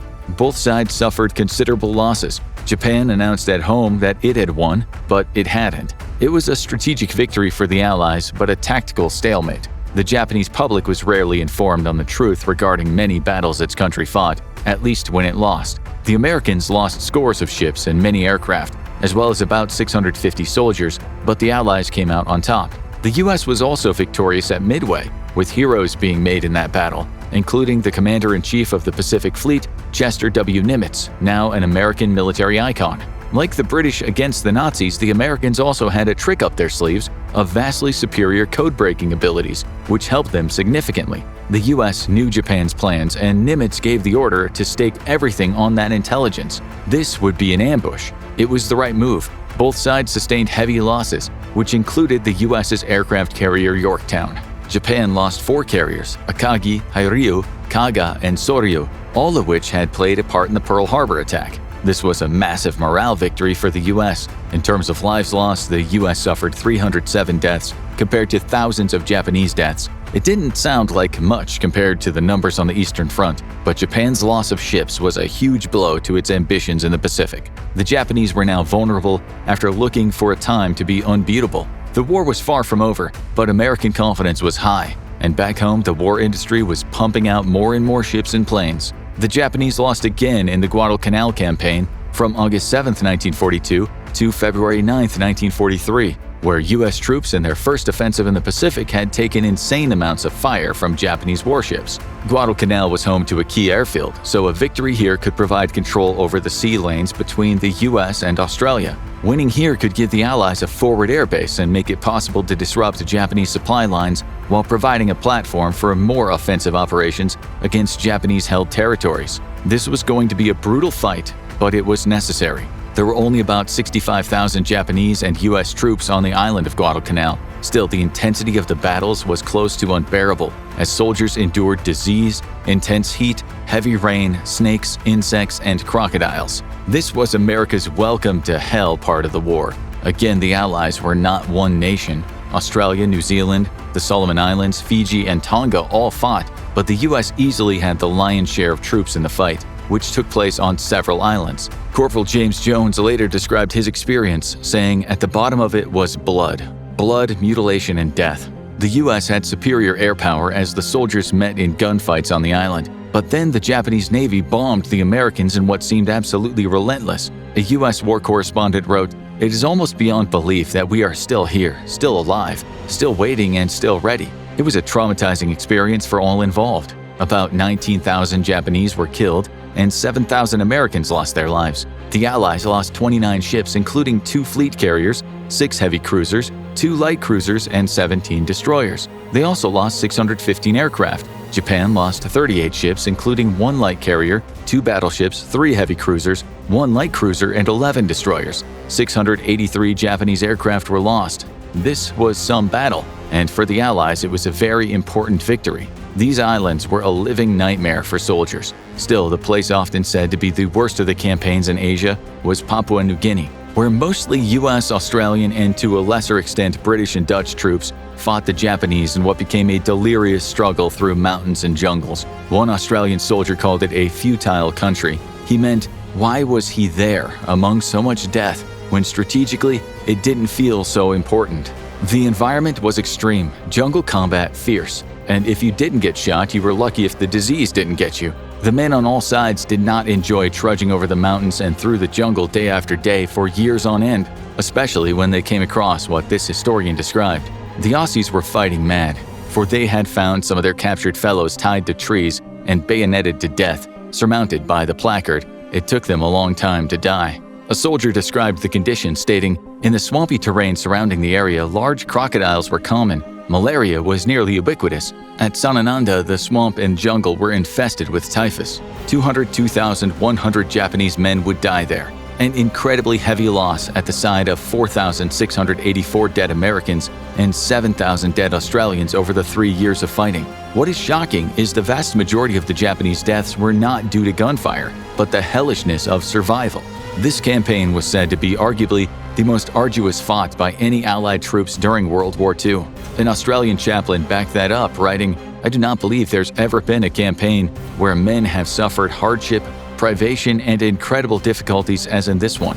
He said he saw men wounded dying from disease and exhaustion, just dropping like flies. Men with malaria and typhus, many of them given up, collapsing on other rotting bodies. If the Pacific was on fire, so was the Atlantic. German U-boats and other ships of the German Kriegsmarine, as well as the Luftwaffe, went up against the Royal Navy, the Royal Canadian Navy, and the United States Navy over almost the entire war. At the start, the Allies had attempted a blockade on Germany, and the Germans returned the favor, attempting to curtail supplies going from North America to Europe, notably the UK and the Soviet Union. If Germany could succeed, the UK might starve, and the Soviet Union would be hamstrung in its bloody battle against the Nazis. This was not a short battle, like some we mentioned in the Pacific. It lasted 5 years and 8 months and ended after over 70,000 men in the British Navy and Merchant Navy were killed, along with over 30,000 Germans, most of whom were in U-boats. We couldn't possibly cover 5 years of Atlantic warfare in the video.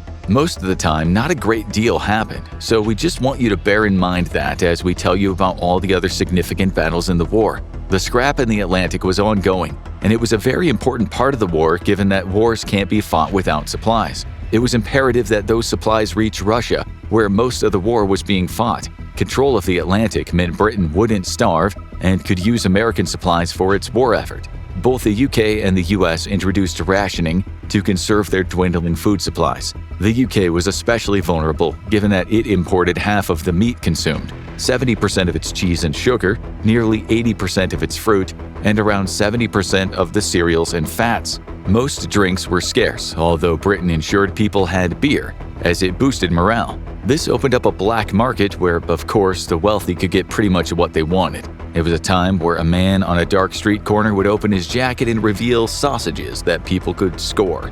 That's a joke, but the matter was serious. Many poorer Brits could have perished had the Allies failed in the Atlantic. Now we have to talk about Stalingrad, the bloodiest battle for the entire war. It's time to jump out of the frying pan and into the fire. The Germans were on top of things around May 1942.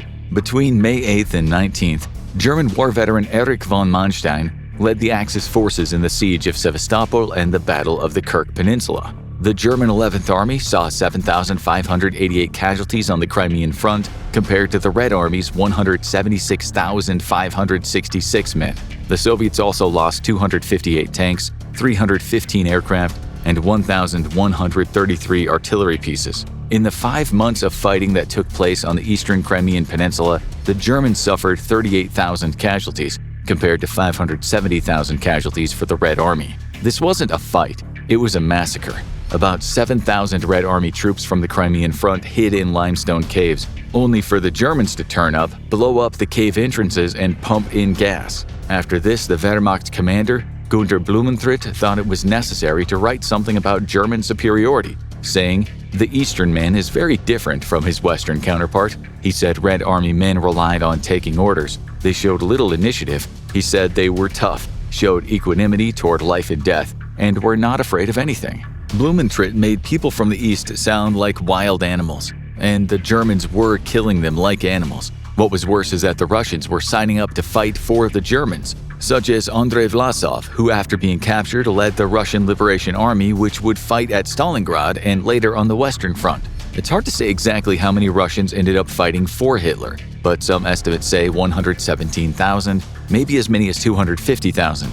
If we included Soviet citizens across the Union, around 1.6 million Soviet citizens would take up arms for the fascists. That's one of the things that can happen when your people live with famines and massacres and oppression. Although many Soviet POWs asked to fight just so they could get out of the German prison camps, where, as you know, the odds of them dying horribly were extremely high. Despite those losses, the Soviets held on to hope in the summer of 1942. Pavel Kalatov, the commissar of the partisan group in Ukraine, who was fighting the Axis in occupied territories, said on July 8th, "We're very happy because England is bombing Romania with success, and the Americans are going to send a landing force to France." He was an optimistic man. The British success was mostly propaganda, and the Americans were a long way from making waves in embattled France. The Soviets in 1942 were for the most part on their own on their front. We can think of no better way to describe that year than in the words of Captain Nikolai Belov when he said, "The night was terribly dark." In 1942, 28.9% of all Soviet Union's total war losses occurred, compared to 27.8% in 1941.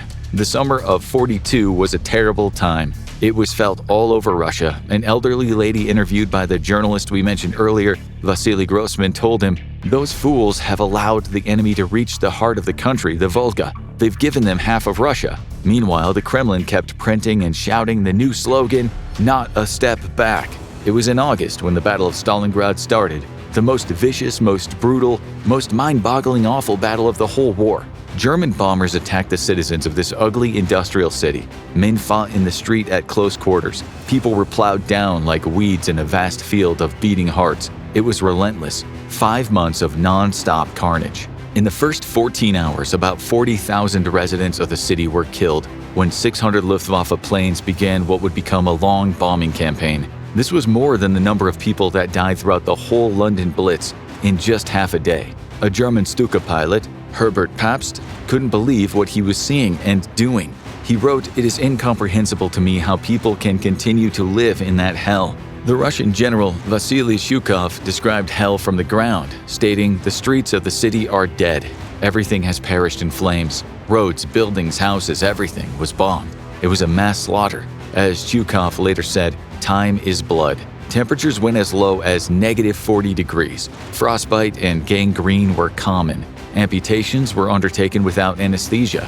Masses of men on both sides starved to death among the rubble. When the soldiers entered the city, the common refrain was, "We are entering hell." People have asked in modern times, was it as bad as it is in the movies? It was worse, far worse than anything which would ever be allowed in a theater. It was the height of man's inhumanity to man, evident in the diary of Nikolai Nikulin, whose entry one day read, "The corpse near me stinks unbearably. There are so many of them around, old and new. Some turn black as they dry and lie in all sorts of postures. There was a plague of rats, because in people's starvation, the cats had almost all been eaten." The Russians counteracted this by importing thousands of new cats by train. Christmas arrived as more young men were churned up in the machinery of war. In his diary, Luftwaffe pilot Heinz Knoche wrote that he was overcome with emotions listening to the carol Silent Night. He said, "They sing it all around the world, the British, Soviets, and Americans sing it," adding, "Do they know it's a German song? Why do people all over the world hate us Germans and yet still sing our songs?" A strange thing to say given that he was part of what's become known as one of the bloodiest massacres of civilians in warfare. He was confident of winning, but the Axis would be defeated in Stalingrad over the 5+ months it fought. This is how a military historian summed it up many years later. The Battle of Stalingrad, the most ferocious and lethal battle in human history, ended on February 2nd, with an estimated death toll in excess of 1 million. The bloodletting at Stalingrad far exceeded that of Verdun, one of the costliest battles of World War I. The savagery of this war had never been more evident, but the tide had turned. The Soviet military, which up until now had seen blunder after blunder, was growing into a different kind of beast. In 1942, Germany produced only 4,800 armored vehicles compared to the 24,000 turned out in Soviet factories. The Soviets had an ace up their sleeve too, which was the T-34 tank, which was being produced in very high numbers. Russia built 21,700 aircraft that year for the war effort, and Germany just 14,700. The Red Army kept piling on more men, sending them into the inferno, more than Germany could muster. Meanwhile, the USA sent 5 million tons of meat to the Soviets during the war, which amounted to half a pound a day for every Soviet soldier. It mattered.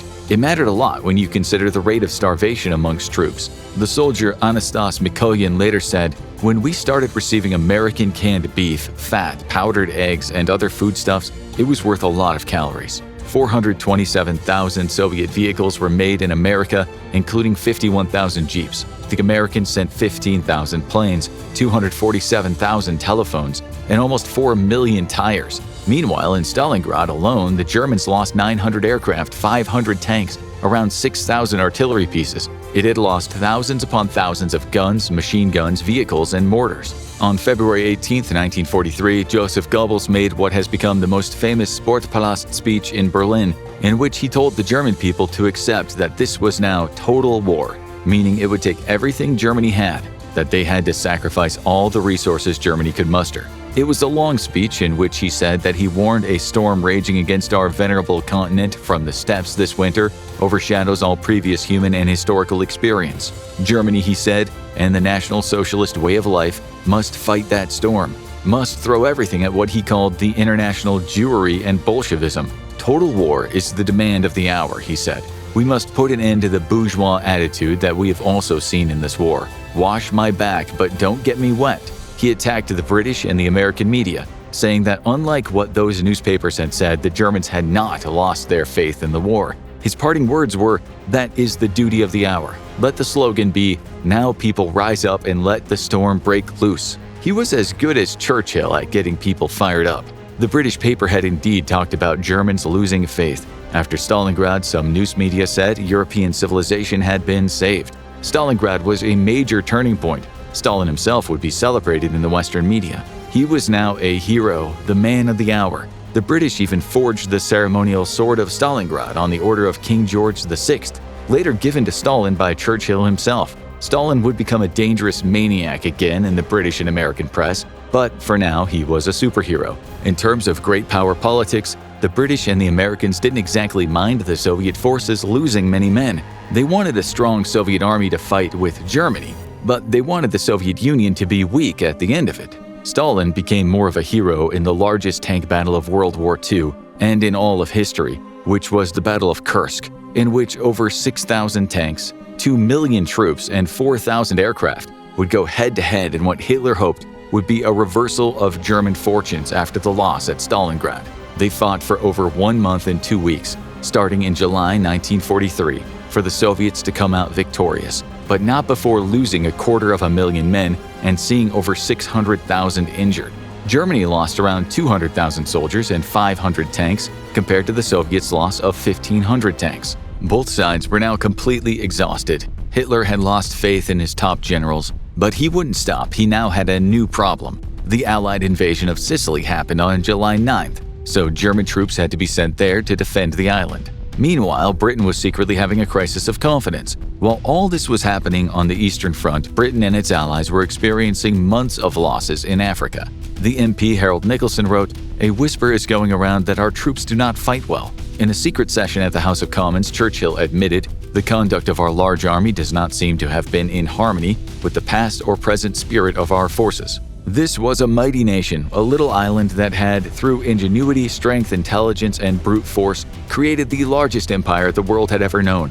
Yet in Africa, its forces were struggling against armies that were considered weaker. British prestige was on the wane, as was evident in a letter that the Italian soldier Lieutenant Pietro Ostellino wrote to his wife in July 1942. "Things are getting better and better," he said. "As you will have heard from the radio and the newspapers, the English and their allies are taking such a beating that they will find it difficult to raise their heads again. Our soldiers are simply marvelous. We cannot fail to be victorious now." As you already know, hubris in this war always seemed to come before the fall. Still, after a series of losses, the Americans also thought the African campaign was now hopeless. At times, Britain was routed by smaller forces. Back in Britain, for many people, this was an embarrassment, especially considering what the Soviets had just achieved on the Eastern Front. They needed a victory, not because it would have made a massive difference to the war's outcome, but for morale. They got it, much in thanks to the US tank reinforcements and to the fact that 3 Polish mathematicians had broken the German Enigma code years earlier, the encrypted communications, and so the Allies were privy to a lot of German war plans thanks to the work by very smart people at Bletchley Park. In 1939, the Polish had given the English and the French machines that reconstructed the codes, and the boffins in England at Bletchley Park in Milton Keynes became World War II crack code breakers. One of them was Alan Turing, a brilliant man where codes and computers were concerned, but one whose life ended tragically, much in part because his country couldn't accept his sexuality. Under Project Ultra, Turing's work was incredibly important in the entire Allied war effort. Ultra was top secret, but the British shared the information on Ultra and the Enigma machine with the Americans and the French. In fact, American signal security detachments went to work at Bletchley Park in 1942. Shout out to the Poles, though, who were the original Enigma breakers. This fact sometimes gets overlooked. The British got their victories in the fall of 1942 at the Battle of Alam al-Hafa and later the Second Battle of El Alamein. The Axis threat in Egypt and importantly to the Suez Canal and the oil in Persia was considerably lessened. Then the Americans and the British and other Allied nations teamed up for Operation Torch, in which the Nazis were beaten in French Morocco and French Algeria. This was the first time the Americans launched an airborne assault in the war. Here's what a French legionnaire said about that, who was fighting for Vichy France in Germany. It was all over in 5 minutes. Out of 30 men and one officer, 15 men and one officer were dead. 10 more were injured. Both the Americans and the British lost just over 500 troops each. The Free French forces also suffered casualties. We should say also that the French resistance was important here. People who risked brutal torture and death doing what they did. The stories of the Nazi torturer Klaus Barbie, a future CIA and South American dictator's asset and a friend to South American drug traffickers, Escobar Roberto Suarez Gomez, are incredibly disturbing. The resistance fighters were brave people. The British at home and on the battlefield were relieved. This was redemption. They'd chased Rommel across Africa and won. Major General George S. Patton for the Americans and Bernard Monty Montgomery, commander of the 8th Army, would have plenty of praise lavished on them for a long time to come. Now the Germans had experienced severe losses in Russia and they'd been expelled from Africa. It looked a lot like victory. Churchill was having church bells rung across Britain, but this war was far from over. It was too early to celebrate. The Nazi war machine would not lose outright, but it could keep going for years. Hitler could stretch this war out. He could, he believed, negotiate a diplomatic settlement. He also was becoming mentally unhinged too. He wasn't giving up, nor was Japan, even in the face of defeat. Into 1943, Stalin's war industry was producing a massive 1,200 T-34s a month. Throughout the whole war, the Germans only managed to make 1,354 Tigers and 5,976 Panthers. The Soviets were now sure victory was in their sights, but millions would have to walk a tightrope of near starvation in the process. Everyone talks incessantly about food, wrote a Russian journalist. The Russians had more men to die and more machines to lose. Throughout much of the year, they'd encircle Axis troops, only for the Axis to somehow fight their way out time and again. Waffen-SS gunner Colonel Karl Gudau was still not very impressed with the Red Army, writing, "The Russians weren't very good, they just had the masses." It was true that at times the Red Army did not seem to be fighting with their brains. As one soldier said, the frontal attacks puzzled me. Why not make flank attacks? Why advance straight into machine gun fire? Why indeed? At times they were cannon fodder. There is one report of such an advance, with many of the men being clerks, not soldiers. They were given the order, but not before being handed double rations of vodka. One soldier later said this wasn't an army, but a drunken mob. Stalin could afford it. His forces were now much bigger than Hitler's. His ground weapons were now just as good or better, and his air force was improving just as the Luftwaffe was starting to struggle. Even so, in 1943, soldiers on both sides started losing the will to fight after so much devastation. I was frozen, starving. I cannot describe to you all that I have suffered. I can't bear to talk about it, a Red Army soldier wrote that year. Guy Sayer, a German who retreated, said he didn't know what was happening. He didn't care. On his escape, he wrote, "Behind us, the wounded had stopped moaning. Maybe they were all dead. What difference did it make?" The blood-soaked snow of Russia, the thick mud in spring and summer with its rotting bodies, the starving children wandering around brought a feeling of futility to the Germans. Lieutenant Friedrich Brandt of the German army didn't see much point in going on, writing, "How fortunate were the men who died in France and Poland. They could still believe in victory." The feeling was similar on both sides as 1943 went on, and the bombs kept falling.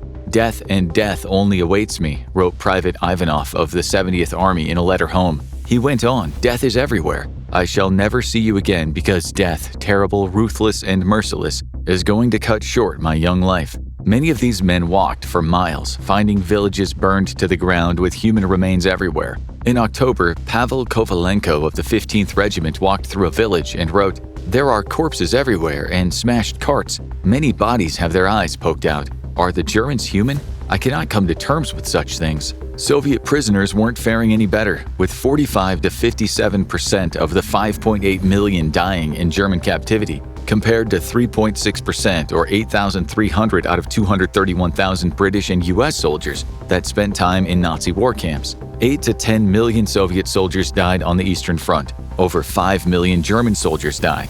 Between 18 and 24 million civilians lost their lives on the Eastern Front. It's thought about 1.5 million Red Army soldiers deserted during World War II. As you know, many of those so-called cowards, maybe as many as 200 to 300,000, were executed by their own forces. It's thought Germany killed about 15,000 men for similar transgressions. On all sides, many of these men would have suffered from mental illness, what we now call PTSD. But in World War II, they were usually called cowardly malingerers. Britain's Ministry of Defense waited until 2006 to pardon the 306 men convicted of cowardice and executed by their own side in the war. Of the 100,000 Brits who fled from the enemy, most were sent to prison. Some married Italian or French women and started black market operations. Others simply had breakdowns and vanished. The US sentenced just 49 soldiers to death for such offenses, many of whom had deserted in the Battle of the Bulge that we'll talk about soon. 50,000 Americans deserted in the European campaign in total, but only one man, Eddie Slovak, was eventually executed. He was a casualty of the Battle of the Bulge. Prior to his execution by firing squad in a small village in northeastern France, Slovak said, "They're not shooting me for deserting the United States Army. Thousands of guys have done that. They just need to make an example out of somebody, and I'm it because I'm an ex-con. I used to steal things when I was a kid, and they're shooting me for that. They're shooting me for the bread and the chewing gum I stole when I was 12 years old." It should be said, on all sides, many men deserted, only when everyone else in their unit was dead, or they were told to follow insane orders that made death inevitable. It's very unfair to call them cowards. They were mostly poor men sent to fight in wars of the powerful that they had no say in. Unlike the makers of war, many lived in poverty and just had come out of an economic depression. Despite the propaganda, many soldiers didn't think they were getting a good deal. The Nazis systematically murdered millions of Jews. They were worked to death, used in horrific medical experiments, shot like animals, gassed, hanged, beaten, tortured. 6 million Jewish people were killed by the Nazis in total. It's thought 2.7 million were murdered in the Nazi extermination camps. Generations of families were tortured and exterminated for nothing more than being Jewish. Children and women were incinerated, shot in the back, and beaten to death. We couldn't possibly cover it all in this video. They were murdered by what can only be called evil, the banality of evil. Men who would later say they were just following orders. 10 of the most prominent Nazis would be hanged after the Nuremberg trials. Hundreds would be executed in other trials, including those executed after the Doctors' trial. The British hanged 189 men and 10 women at Hamelin prison in Germany for the horrors they committed in those camps. Ribbentrop was the first to be hanged at the Nuremberg trials. The prison psychologist Dr. G.M. Gilbert was there after Ribbentrop was sentenced.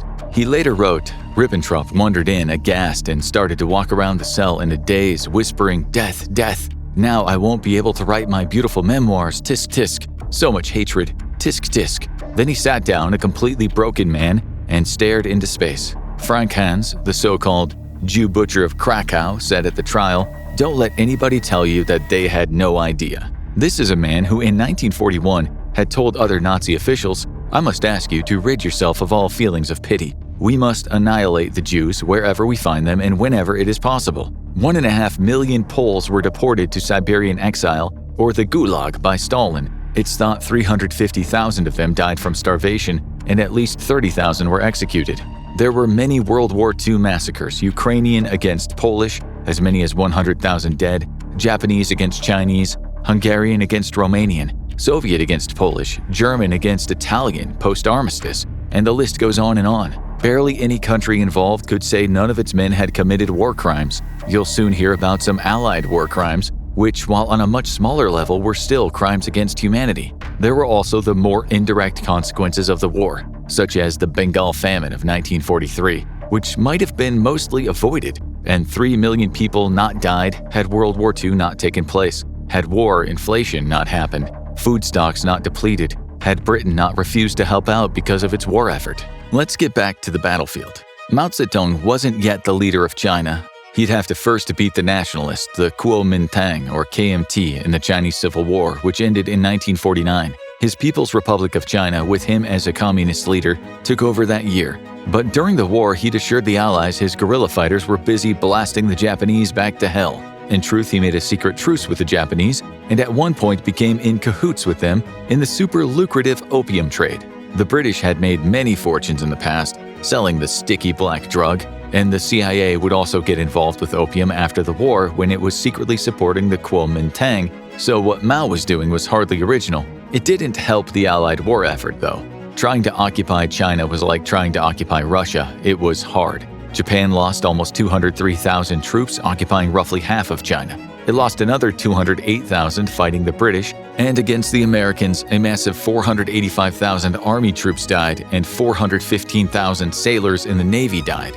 But it was the Chinese who suffered worse. It's estimated that 15 million Chinese people died as a direct result of Japan's occupation. China's role in World War II is often overlooked, but it shouldn't be. It played a big part in the events. Russia, the UK, the US, and China were the so-called Big Four for the Allies. Nonetheless, large battlefield events were rare in China during the war, but millions of people died from starvation and disease, with some disease as a result of Japanese biological weapons. The Japanese treated the Chinese like slaves. There were hundreds of Japanese stations in China, where thousands of enslaved comfort women were forced to take care of Japanese troops. They were handed condoms called Assault Number 1. Lin Yajin, who was 19 when the Japanese soldiers took her, later said they used her as an animal for 10 days, with 3 or 4 men coming to see her daily. At Unit 731, Chinese prisoners were operated on without anesthetic, just as the Nazis did to the Jews, Russians, Polish, and Gypsies at their camps. The Japanese tested flamethrowers on Chinese prisoners, froze them to death, injected them with diseases, blew them up, and shot them down. They were target practice. The war in China was mainly a war of war crimes. Japan lacked the strength to ever totally control China, and at times was hit by successful Chinese counteroffensives. Over in Italy, the Allies were committing their own war crimes. The Italian public, for the most part, had already had enough of this war by the time it was halfway done. The American-born writer Iris Origo was living in Italy in 1943 when she wrote, "A marked change has come over public opinion. The active resentment and dismay has given place to despairing apathy. Everyone says quite openly it is fascism that brought us this. Italy has been losing, and it looked as though it was about to give up in its war effort. And the Americans and the British intended to speed things up. On July 10th, 2,590 warships and 180,000 troops set sail for Sicily at the behest of President Roosevelt and Churchill. A victory here would open up Allied sea lanes in the eastern Mediterranean, and a base would help with other offensives in the region. It was also hoped Italy would give up after its defeat. It would also help the Soviets since Hitler would take troops from the Eastern Front to fight in Sicily. But you already know he did that. The British hit the east and the Americans the southwest. It wasn't a great start. Strong winds threw the gliders around, with 69 out of 147 that had left from Tunisia not getting to where they wanted. 252 British paratroopers were drowned at sea. But when the Allies landed on the beaches, they met with little to no resistance from the Italian soldiers. One American later recalled that their leader told him in perfect English, "We surrender. For 3 years and 8 months we've been fighting. We're sick of it." The 2 German formations from Sicily were not so quick to give up. They fought back and were soon joined by another unit. The German Tiger tanks, though, were not suited to the terrain, and air attacks soon made a mess of them. The Allies were starting to look unbeatable. An American later remarked that groups of Italian soldiers in the mood of fiesta, with their personal belongings slung around them, surrendered, filling the air with laughter and song. They were happy the Allies were there. They wanted an end to their war. On July 14th, the U.S. 45th Division reacted brutally to such surrenders, murdering the Italian men with machine guns. Captain John Compton had 36 Italians killed by firing squad. He was court-martialed and later killed in action. Sergeant Horace T. West of the U.S. 180th Infantry Regiment did the same with 37 Italian POWs. Patton said the killings were thoroughly justified, yet military historians these days argue these were war crimes, and would have been called that had Germany done something similar. British and American troops were also accused of looting and sexual crimes against the local women. There were also reports of Canadians, British, and Americans randomly shooting civilians. In what's now called the Kamikaze Massacre, U.S. troops executed 8 unarmed civilians. 4,678 Italian men were killed in the invasion, along with 4,325 German troops. 2,938 British and Canadian troops died, and 2,811 Americans lost their lives in Sicily. Thankfully for the Axis, about 60,000 German and Italian troops were evacuated from the island, and around 100,000 taken prisoner. The Germans also managed to secure 14,105 vehicles, 47 tanks, 94 guns, and 1,100 tons of ammunition. By July 25th, King Victor Emmanuel and Marshal Pietro Badoglio, future prime minister, had seen enough carnage. That day, they arranged the arrest of Mussolini, who was then held prisoner on some offshore islands and later at a ski resort in the Apennines. His downfall wouldn't come just yet, but when it did, Italians would show very little respect for this man who dragged them into a bloody war. Following Sicily, the Americans, British, and Canadians staged a land invasion of Italy on September 3rd, which again would end with a German withdrawal and more discomfort for Adolf Hitler, a man who'd become even more unhinged. He might have been a teetotaler, but his drug use is now well documented. He was falling apart by this time, subsisting on a slew of medications. The longer the war went on, the worse Hitler's health became. It was now said he suffered from a litany of health problems, including Parkinson's disease, irritable bowel syndrome, cardiac dysrhythmia, skin lesions, coronary artery disease, borderline personality disorder, amphetamine addiction, and possibly even syphilis. The latter is not certain, although a medical paper written many years later stated Hitler's progressive mental and physical deterioration after 1942, his growing paranoia, fits of rage, grandiosity, and symptoms of possible dementia would fit in neurosyphilis. In November 1943, Hitler made a big decision. He told his generals that there should be no further reinforcements on the Eastern Front, since there was a decent buffer zone protecting the Germans from the Soviets. However, in Italy, the presence of Anglo-American forces was growing, and they were sure to soon arrive in France. Notably, his generals often disagreed with him. Hitler made many bad decisions. After the war, the German officer Rolf Helmut Schroeder said Hitler could only think in lines, not movements. If he had allowed his generals to do their job, so much could have been different.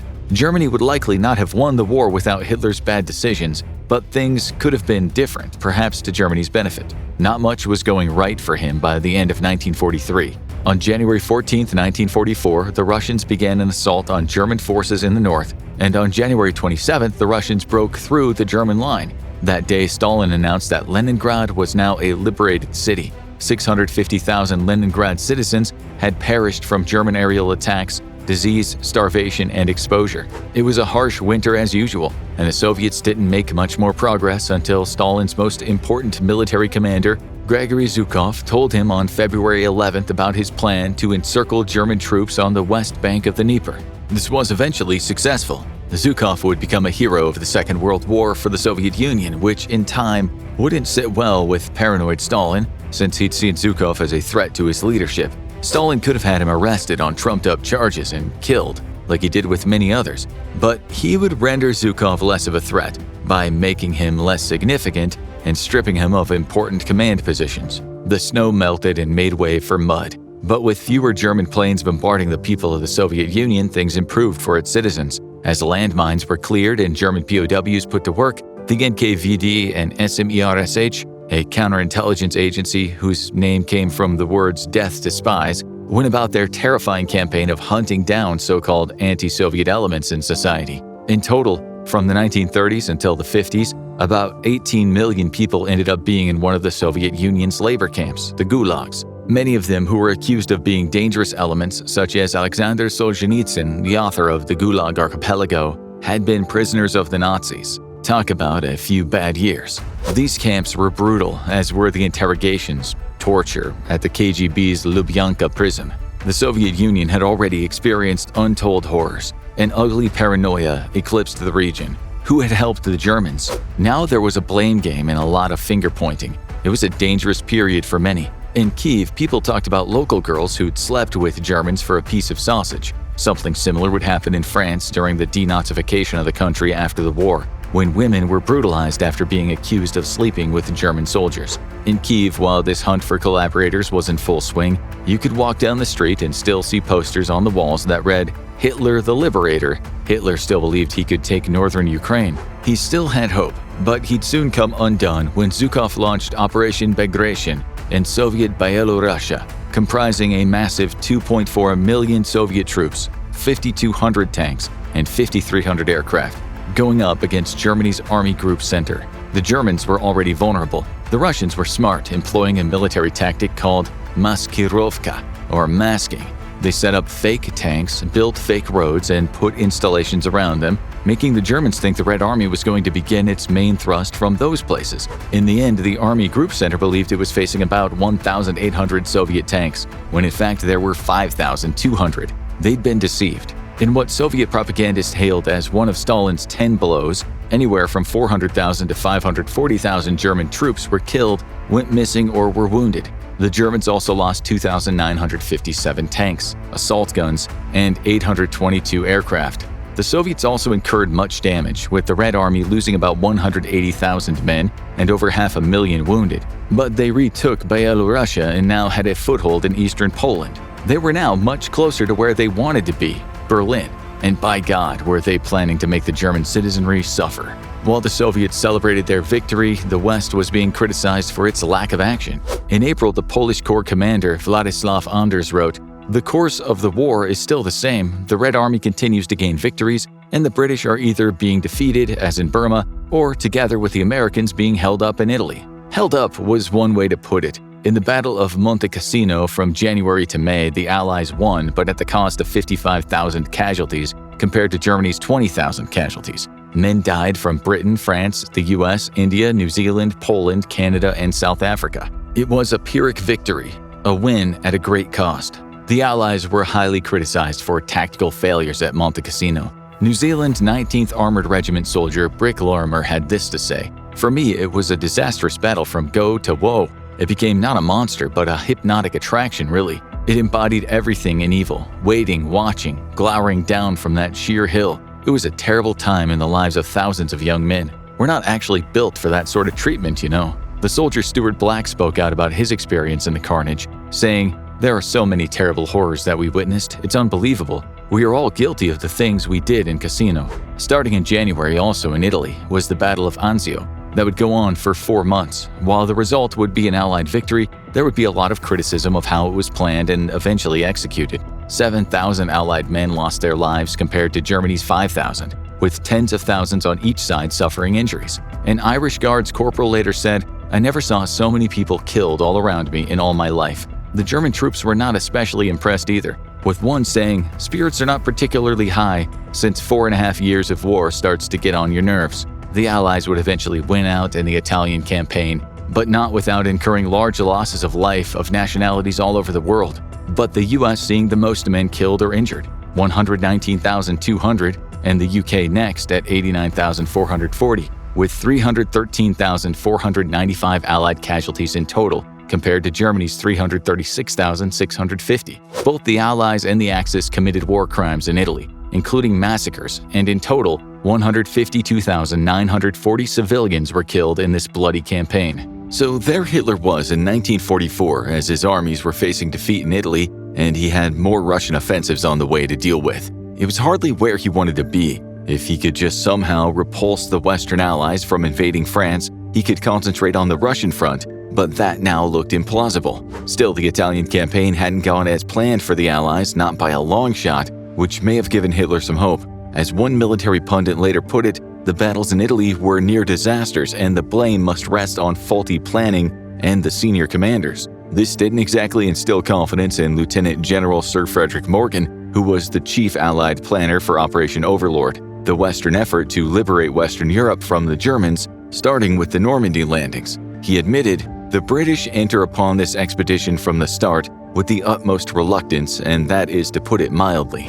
The British War Office was apprehensive about this big battle in France, and it didn't help matters that the British and American air chiefs were not exactly getting along, both of whom saw themselves as beating the Germans with the strategic bombing campaigns that they wanted to start. Critics now say there were too many commanders for the Allies who wanted glory. Then there was Churchill's apprehension about bombing France's rail links, which he rightly said would result in massive French civilian casualties. Almost 70,000 French men, women, and children would be killed by Allied bombing, and close to 500,000 houses in France would be turned into rubble. Still, Sir Arthur Harris, Air Officer Commanding-in-Chief, RAF Bomber Command didn't have scruples about that, saying, "Personally, I couldn't have given a damn if I killed the Frenchmen. They should have been fighting the war for themselves, but I was bullied all the time by Winston." Churchill's misgivings were eventually overruled anyway by George C. Marshall, Chief of Staff of the U.S. Army, along with Roosevelt and Dwight D. Eisenhower, future president, then Supreme Commander of the Allied Expeditionary Force.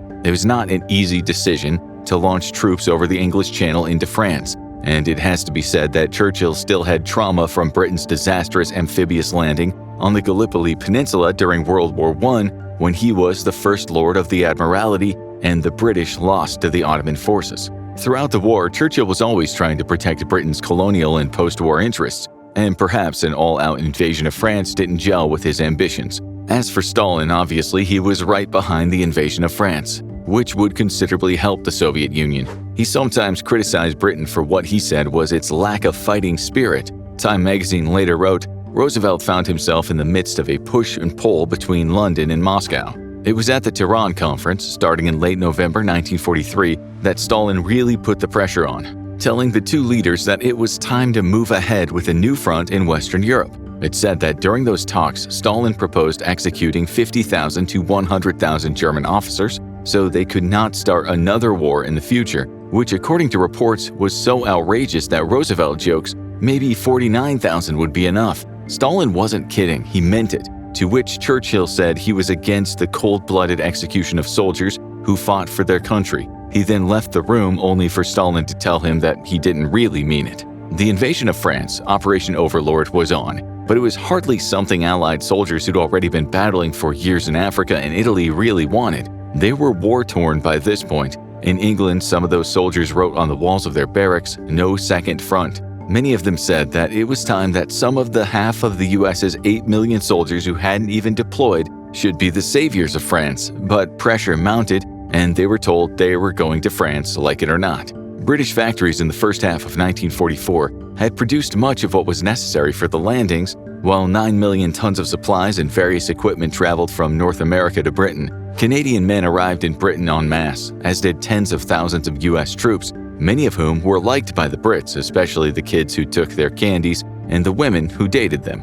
Of course, there were bad eggs, there were murders and sexual misconduct, but in general, the British welcomed these men. It was a culture shock for both countries. As the so-called handsome Americans gave nylons to British women, love was in the air. The average American GI earned 5 times the amount of the average British soldier, so could afford to be generous. About 70,000 of them married British women. The girls went mad. They never had such a good time. They've never been with fellows who had so much money, said one British woman who enjoyed the influx of these so-called Yanks. Another woman said, they didn't know the British way of not showing your money. They would leave their money on pub counters. It's possible this woman didn't understand that these guys might have been leaving tips. Whatever the case, they were relatively wealthy compared to the Brits, and they soon found out that they lived much better than most British working class. About 1.6 million Americans would arrive in total, with the author George Orwell once writing that it was difficult to go anywhere in London without having the feeling that Britain is now occupied territory. The BBC wrote many years later that this era shaped how many Brits viewed Americans as cool, wealthy, with great music, but perhaps a bit too flashy and outspoken. Stereotypes, of course, but with some merit. The loud-mouthed American stereotype flourished. Few people traveled back then. This was the first time that the British and Americans met in such big numbers since the US was a colony of Britain. Another culture shock was American racism. Britain had racists, of course, but many soldiers and civilians were surprised or shocked by how Black American soldiers were treated. Many of these soldiers lived in the states that had segregation and the notorious Jim Crow laws. A good few of the 150,000 Black soldiers returned home, saying how well the Brits had treated them. One said, "They treated us royally." Another said, "I'm treated so a man don't know he's colored until he looks in the mirror." World War II, in fact, led to improved civil rights in the US. It didn't go unnoticed that the Allies had been fighting Hitler over matters that were still in existence in parts of the US. And so it was the Allies tried to break Hitler's Atlantic Wall on June 6th when the largest seaborne invasion of the history of warfare was launched under the cover of darkness. This included 6,939 vessels, of which 1,213 were naval combat ships. 4,126 were landing ships and landing craft, 736 ancillary craft, and another 864 merchant vessels. 73,000 Americans risked their lives, 23,250 on Utah Beach, 34,250 on Omaha Beach, and 15,500 airborne troops. A total of 83,115 British and Canadian, 61,715 British specifically, 28,845 on Sword Beach, 24,970 on Gold Beach, 21,400 on Juno Beach, and 7,900 airborne troops. It was hellish once they were under fire. Sergeant Mickey McCallum said in his first firefight, the German machine guns hailed bullets down on his men. He turned to his side and Private Bill Atlee, mortally wounded, told him, "I'm dying, Sergeant Mickey, but we're all going to win this damn war, aren't we?" On Omaha Beach, the Americans were hit badly. 800 were killed that first day. An AP correspondent wrote, "Wounded men drenched by cold water lay in the gravel. Oh God, let me aboard that boat," whimpered a youth in a semi-delirium. Many of these soldiers were fresh, while many others were exhausted from years of fighting and seeing friends killed.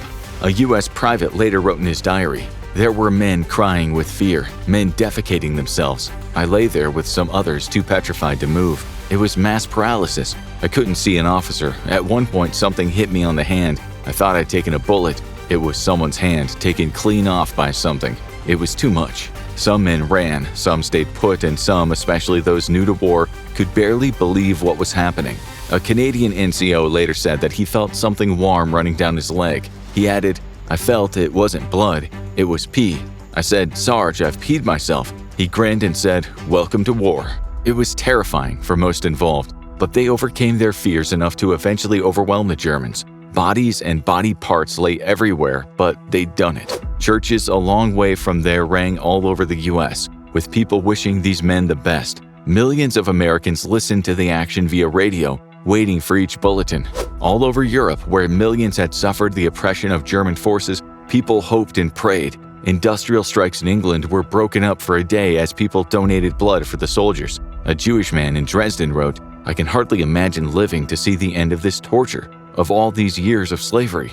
The German soldiers were hardly ecstatic about the invasion. One wrote, "On June 6th, we saw the full might of the English and Americans." He wrote that in a letter to his wife. The letter was later found on his corpse. It also said, "No one who didn't see it could have believed it. Our unit suffered terribly. You and the children would be glad I survived. Only a tiny handful of our company remains." The German soldiers knew they had no chance. Martin Poppel said his men were jittery and scared of what he called the eerie night, saying he had to shout and curse at them to get them to move. Over 4,000 British, American, and Canadians were killed, with just as many French civilians losing their lives, as well as some having their homes destroyed or looted by Allied troops. A French woman said her village was ransacked by a Canadian force, who with wheelbarrows and trucks stole, pillaged, and sacked. She added, "They even stole my sewing machine." Even within sight of victory, the ugliness of war prevailed.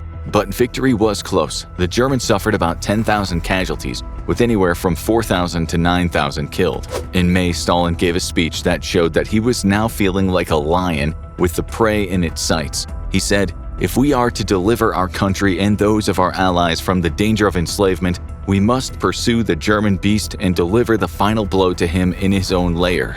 Red Army soldiers then wrote on their tanks in Russian, "On to the lair."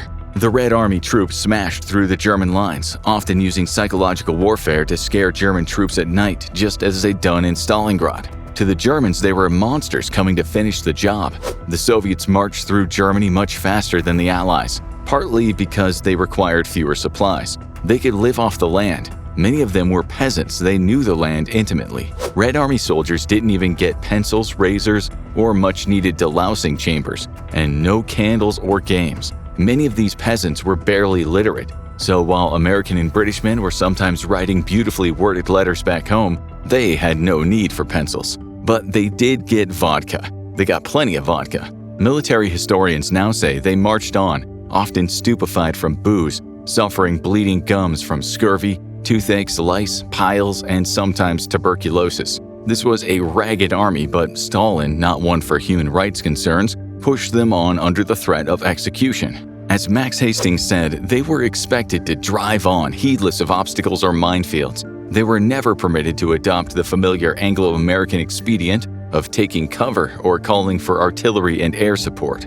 Moving forward was always the order, and when they died, they were replaced without much thought to their sacrifice. That's how 10 million men can die, and it's the reason why the Soviets can move so fast toward Berlin. By September 1944, most of France was free of the German scourge. Americans, British, and Canadians marched through the streets to applause from French citizens. The nightmare was over. Well, it was just beginning for the people who'd collaborated with the Germans. There would be legal cleansing, épuration légale, and there'd be what was called the Wild Purge, épuration sauvage. It's thought as many as 105,000 French people were murdered during denazification. The stain of war would be hard to wash out in all countries who'd been occupied. As the Allies marched toward Berlin, Japan relentlessly did not give up its fight against the Americans, despite the crushing odds against it. Japanese soldiers did not know how to surrender. Japanese civilians would also throw themselves at the Allies rather than be occupied. A somber picture of the war in the Pacific was painted by an American soldier who said,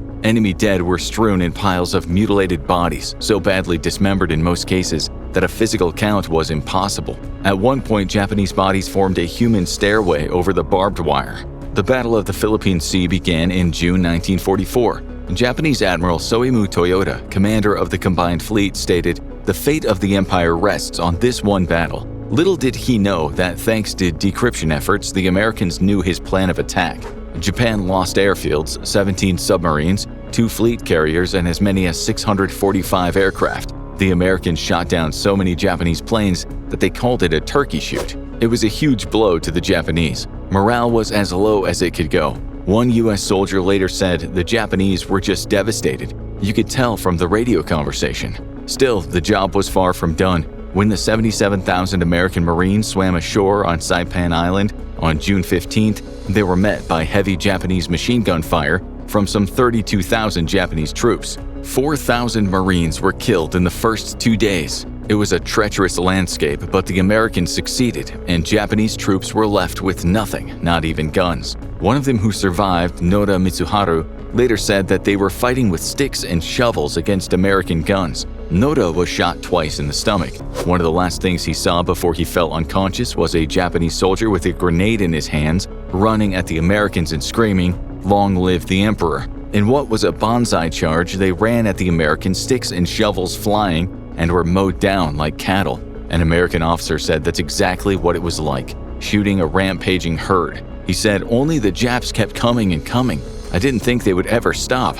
Over 25,000 of them were killed. About 8,000 to 10,000 civilians also died in the fight. In the entire Mariana and Palau Islands campaign, which included battles of Saipan, Guam, Tinian, Peleliu, and Anguar, 8,125 Americans were killed or went missing, compared to 67,000 Japanese deaths. The Americans were now able to launch air attacks on the Japanese home islands, and what would become more important, 2 very devastating attacks on the cities of Hiroshima and Nagasaki. Later, at the start of 1945, the Japanese would fight again almost to the last man in Manila, committing heinous massacres of Filipino civilians in the process, with about 100,000 Manila residents being killed over the month in the fight against the U.S. Some were killed in horrific ways by bitter Japanese troops in what became known as the Manila Massacre. This included killing pregnant Filipino women. The city was reduced to rubble. 1,000 Americans and 16,000 Japanese died. But over the entire Philippines campaign, which included a series of battles we couldn't possibly describe in detail, an astounding 320,795 Japanese troops were killed, compared to 13,884 American troops. The numbers say it all, but the Japanese kept going. They were outmatched in many ways, but they weren't about to surrender. Not yet. The Japanese people at home had not been properly or not at all informed about these resounding defeats of their forces. For most of them and for the generals, surrender was unthinkable. For the US and other allies, the problem was now that a land invasion of Japan would surely result in a Japanese loss, but the deaths of millions of people, if you include soldiers on all sides and Japanese civilians who almost certainly would have fought in number, they believed that the Americans were beasts coming to destroy everything they loved and treasured. Little did Japan know that a mix of international scientists, including Project Director J. Robert Oppenheimer, had almost achieved success in the Manhattan Project. to build the atomic bomb. It wouldn't be until July 16, 1945, that they would test their bomb under the codename Trinity. In the meantime, there was still a lot of war to fight. It's worth noting that the Manhattan Project was shrouded in the utmost secrecy and had been since the plan was formulated in 1942. Nuking Japan wasn't in the thoughts of anyone but a select group of people, not including most of the U.S. Congress. The project manager, General Leslie Groves of the U.S. Army Corps of Engineers, was, it turned out, quite rightly concerned that the plans would fall into the hands of the Nazis, the Japanese, or the Soviets. The program was infiltrated by a group of people that would be called the Atomic Spies, one of whom was the physicist Klaus Fuchs, who had access to some of the most top-secret information. He later admitted to spying, stating knowledge of atomic research should not be the private property of any one country, but should be shared with the rest of the world for the benefit of mankind. That much power in the hands of one country, thought Fuchs, and many others, was dangerous to the world's stability. It would turn out that the Americans had given too much credit to the Germans and the Soviets regarding how far ahead they'd been in their own atomic bomb projects during the war. But after the war ended, the US would employ many German scientists to attain what they did know, some who were war criminals under the controversial Operation Paperclip. The Soviets would do the same. World War II ended in 1945, but in some ways it didn't stop for quite a while. There was plenty more carnage, but that melded into the Cold War. Let's now return to the latter part of 1944. In September, most of the Allied leaders believed the Third Reich was about to fall, except Churchill, who was somewhat less optimistic. Many Germans also believed the end was nigh. A non-commissioned officer in Germany named Pickers wrote to his wife that month, saying that he doubted he'd come out of this alive. So he said, "I'll say goodbye to you and the children now."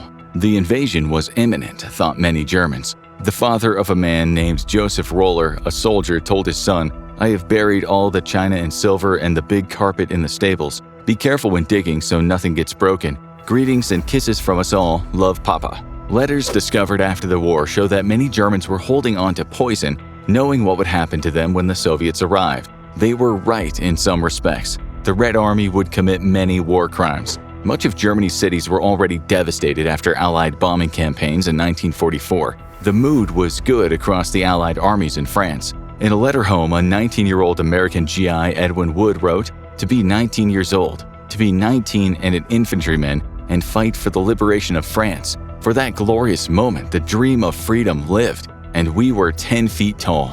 But there was too much optimism, sometimes referred to as victory disease. Despite all the good feelings, the war in Europe wasn't over yet. The Germans still had a lot of fight in them, which was evident in the Battle of Arnhem in the Netherlands from September 17th to the 26th, part of the Allied plan codenamed Operation Market Garden, to get into Germany through the Netherlands. Britain's 1st Airborne Division met with fierce resistance, and despite intelligence, which was wrong, gained through ultra code breaking, they lost the battle, seeing almost 1,500 men killed, around 6,000 captured. 474 airmen were also killed. The US also lost men in an effort to create a route through the Netherlands into Germany in what the military historian Anthony Beaver later called a bad plan right from the start and right from the top.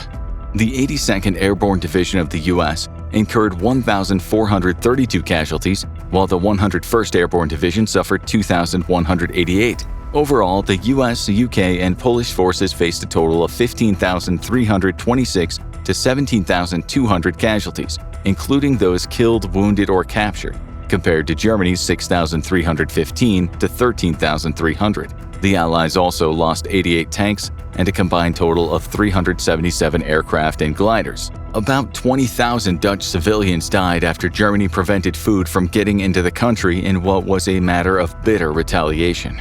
Operation Market Garden is still a controversial matter today. Some say it was an unmitigated disaster, while others are not so critical. In any case, you may have seen fictional accounts in various movies and TV series. The British attempted to remake a disaster into something very different in later propaganda. Still, the main criticism is Montgomery's ambition to thrust into Germany was ill thought through and rushed in an effort to, what some say, was take credit for the action. It turned out to be a big letdown. A British woman wrote in her diary, "We all thought the war was so nearly over, and now we hear of such sacrifice, it makes us all very miserable. I suppose we're taking victory so much for granted." She was absolutely correct in her conviction. Hitler's West Wall was not easy to break through, as Lieutenant General Courtney H. Hodges discovered that fall when his plans did not come to fruition. Many American men died in their attempt to get past the German defense. German newspapers bragged, with the paper The 19th Army writing in November, "The English and even more the Americans have throughout this war sought to avoid a very large sacrifice of lives. They still shrink from total commitment. The true soldierly sacrifice. The fatigue, the awful weather, the hunger, the sickness, and the mental exhaustion drove many Allied men to the end of their tethers. Some captured German troops and executed them without much thought involved." A Canadian soldier who remarked on such a war crime later said he witnessed a whole German patrol being massacred, saying, "None of us really thought too much about it. I'll tell you this, a year before, if I'd been there, I'd have puked my guts out." All men who'd been fighting this war for years on end were succumbing to weariness and hatred, having seen so much death and depravity, and now winter was coming again, and misery would pile on top of more misery, especially for the weakest part of Hodges' 1st U.S. Army, where, under Unternehmen Herbstnebel or Operation Autumn Mist, German troops poured through the line, creating a bulge. This was the start of the Battle of the Bulge. It became Germany's last war offensive, in which they hoped to push the Allied front line west from northern France into northwestern Belgium. Many of the Allied troops were either battle-weary or were fresh and therefore inexperienced. This didn't bode well when the Germans attacked. There'd been a buildup in the Ardennes. The Allies knew about this thanks to Ultra, but they wrongly believed the Germans were resting or fixing issues with equipment. Both British and U.S. officers had underestimated what the Germans were capable of. Lieutenant John Moody, a young American soldier, described the experience of the German thrust, saying, "We were so tired, out of ration, ammo. There was panic, there was chaos. When you feel yourself surrounded by an overwhelming force, you get the hell out of it. I was demoralized, sick as a dog. I had frostbite. How much of this can I take? We felt the Germans were better trained, better equipped, and a better fighting machine than us. Fear reigned," said the soldier Donald Burgett, while a Minnesotan PFC Harold Lindstrom summed up how many people felt when he looked at the dead Germans and said, "They looked so peaceful. The war was over for them. They weren't cold anymore." Many civilians in the areas where the Battle of the Bulge was fought were also killed, and many had their houses looted by German or Allied forces. About 3,000 died. This was a massive offensive by the Germans. They sent around 410,000 men into battle with over 1,400 tanks, armored fighting vehicles, 2,600 artillery pieces, and just over 1,000 aircraft. It's estimated that between 63,000 and 104,000 of them were killed, went missing, or were captured. Initially, the Allies mustered a significantly smaller force than the eventual 700,000 troops committed to the battle. At the outset, the Germans likely deployed around 600,000 troops, while the British fielded approximately 55,000 soldiers. At the beginning, the Allies were vastly outnumbered, making this one of the US's greatest victories. There were around 80,000 Allied casualties, including close to 19,000 US soldiers who died, 47,500 wounded, and more than 23,000 missing. The British suffered 1,400 casualties, with 200 killed. The Germans also massacred 113 American prisoners, machine gunning them down in what became known as the Malmedy Massacre. The Americans did something similar when ordered to take no prisoners, shooting 60 German prisoners in what became known as the Shinonia Massacre. The Americans might have been battle-worn and morale might have been low among many of the troops, but they'd fought valiantly against the odds. It was the USA's finest hour. Churchill called it undoubtedly the greatest American battle of the war and will, I believe, be regarded as an ever-famous American victory. The Third Reich was about to fall. In February, Roosevelt, Churchill, and Stalin met to discuss the next steps in Europe once Germany was on its knees, to discuss what might be a protracted war in the Pacific against the Japanese, and to discuss how the Soviet forces could join the fight against Japan and lessen the amount of bloodshed. Despite the US and UK already thinking about attacking Russia in the future, the so-called Big Three had to manage Germany's downfall together and sort out the significant issue in the Pacific. Japan wasn't about to give up. Despite staring down a monster, it could not overcome it in any way. As October drew to a close, Heinrich Himmler, the architect of the Holocaust, the second in command after Hitler and the SS chief, gave a speech that proved depressing to anyone who wanted this war to be over. In it, he said, "Our enemies must know that every kilometer they seek to advance into our country will cost them a river of blood.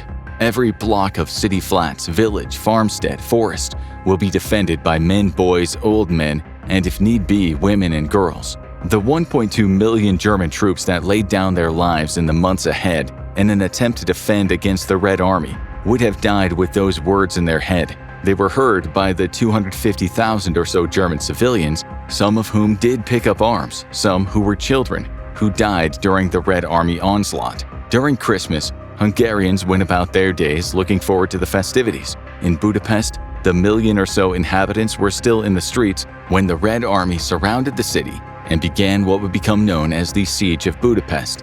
German and Soviet troops fought furiously, and civilians were caught in the middle of it. It was a bloodbath. One soldier, Private Dennis Vass, recalled a girl on the floor grabbing his coat. "It was a beautiful face," he said, to which the girl said, "Take your pistol and shoot me." He wrote, "I looked at her more closely and realized with horror that both her legs were missing." The people starved slowly. All but 14 of the 2,500 city zoo animals were eaten by the populace. 25,000 horses at the garrison were killed and eaten. The persecution of the city's Jews continued. Over 105,000 Jews went missing or were murdered. People were shot in the street while looking for food. 38,000 starved to death. German resistance was futile.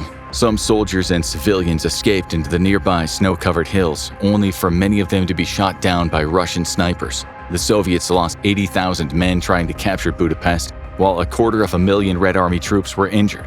About 40,000 German and Hungarian forces defending the city were killed. Huge numbers, but not a fight often discussed in the West. The Germans kept on fighting, spurred on by radio messages such as this from Goebbels. "We werewolves consider it our supreme duty to kill and to kill, employing every cunning and while in the darkness of night, crawling, groping through towns and villages like wolves, noiselessly, mysteriously." Stalin was adamant that his Red Army should get to Berlin before the Americans or the British. He would have been mightily upset had it not gone that way, which wasn't entirely unfeasible. Still, he lied to Britain and to the US, coming across as indifferent regarding his troops arriving first in the German capital. Both Churchill and Roosevelt knew that Stalin's objective was very likely to capture Nazi scientists and scientific material that might aid the Soviets in their effort to build an atomic bomb or create biological weapons. That's exactly what Stalin's troops would do when they raided the Kaiser Wilhelm Institute with the Russian scientists they'd brought along. There was much looting to be done, much more than scientific material. That February, a joint British and American aerial bombing attack flattened the city of Dresden. A controversial attack. Was it necessary? They thought it was. Not yet sure of a German resurgence and aware the Soviets suffered many casualties in their thrust from the east. While the number of dead has been exaggerated, the bombing of Dresden, a city of little strategic importance in the war, has been called a war crime. But that is also a matter of opinion. Churchill later stated, "It seems to me that the moment has come when the question of bombing German cities, simply for the sake of increasing the terror, though under other pretexts, should be reviewed." US intelligence, after reviewing the bombing, said, "The incredible cruelty of the attack on Dresden, when the war had already been won, and the death of children, women, and civilians, that was extremely weighty and of no avail. Still, if it was a war crime, is debated." Berlin was about to fall. Hans Fritzsche, the Minister of Public Enlightenment and Propaganda, a man who'd be with Hitler when Berlin fell, issued the typical Nazi propaganda. He talked to the end of civilization as we know it, as the barbarian hordes descended from the eastern steppes into their country. He said it was a failure of mankind, that the British had failed to help Germany against the evil Bolsheviks. Into the middle of the march, German civilians in large numbers began to suffer hunger pangs since food distribution became all but impossible. Red Army troops marched on, killing, looting, and taking any woman they wanted. One of these female victims, Hildegard Trutz, located about 60 miles outside Berlin, wrote in her diary, "He was quick about it and the whole thing didn't last 5 minutes." The Danish journalist Jakob Kronika wrote in an article, "Years ago they shouted Heil. Now they hate the man who calls himself the Führer. It was Hitler's fault," many said, "that they must suffer the way they are doing now." On March 31st, 78 Italians who were working in Germany were taken to the side and shot down after being blamed for stealing from the German army. All over Germany, Soviet prisoners were being executed, slaughtered in their hundreds at the time. Almost half of the 714,000 plus Soviet prisoners held in the Reich would be dead at the start of May. In concentration camps, people were marched to death after the Germans fled. leaving masses of documents in flames. By April, the Russians surrounded the capital. Children wearing helmets that didn't fit on their heads jumped in front of Soviet tanks. A German woman in Berlin wrote, "You see very young boys, baby faces, peeking out beneath oversized steel helmets." She said, "Sending young boys to their deaths was like watching insects eat their own kin. What we're doing is a sign of madness," she added. Ironically, it was the savagery of the Red Army forces that compelled people to fight so hard against them. They were being looted and murdered, and the women were being used by groups of soldiers. It was a matter of life and death, so many fought to the bitter end. On April 28th, Mussolini was shot and killed. His body was paraded in a square in Milan, hung up like a piece of meat, and spat at by angry crowds. This got back to Hitler, who was holed up as he'd been for weeks at the Führer bunker. Soviet bombs within his earshot. Hitler told his closest friends that there was no way he was going to let what happened to Mussolini happen to him. On April 30th, Hitler's valet, Heinz Linge, entered Hitler's sleeping quarters. He saw Adolf and his new wife, Eva Braun, slumped on the couch. When SS Sturmbannführer Otto Gunsche entered, blood dripped down Adolf's arm, forming a pool in the rug below. This scene will be the subject of debate for years to come. Was he really dead? Stalin wouldn't believe it. Hitler had plenty of chances to escape had he left before the bombs started falling outside the bunker. When the German radio announced that Hitler was dead, there was little sympathy among many of the German populace. One man, Gerd Schmuckl, said, "If someone had said that an animal had died in the stable, the sympathy could have not been less." As Max Hastings writes, the Soviets enjoyed an orgy of destruction on a scale such as Europe had not witnessed since the 17th century. Bodies were found all over, mutilated and murdered. Vasily Grossman wrote, "Horrifying things are happening to German women." In a poem, Alexander Solzhenitsyn wrote about the atrocities against the public, especially women. Such criticism would not serve him well in the years to come. Karl Donitz assumed the position of Germany's Führer. But on May 8th, Field Marshal Wilhelm Keitel signed the unconditional surrender document. But the war still wasn't over. Back in March, US forces had secured the island of Iwo Jima, but not without considerable loss of life. To capture the tiny island, no bigger than a third of Manhattan, 7,184 American soldiers died, and another 24,000 were injured. Japan's generals wanted the war to end on their terms, which seemed hardly likely to happen. Still, they believed that if they created more death and mayhem, the Allies might negotiate peace. At the start of April, the Battle of Okinawa began, a bloody, horrible battle in which Japanese citizens were asked to pick up arms. If the US was successful here, this could pave the way for a land invasion of Japan. 50,000 Allied men would become casualties, and about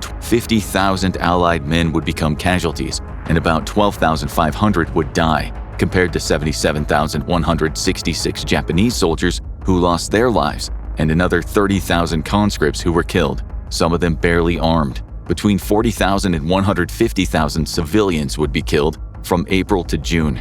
For many US soldiers, this important battle was traumatizing. Marine Private Eugene Sledge later spoke about watching two Japanese soldiers running at his unit armed with only swords. They were easily repelled with bullets. After they fell, one of Sledge's fellow Marines wasn't done. He walked up to the corpses and repeatedly stuck his bayonet in them.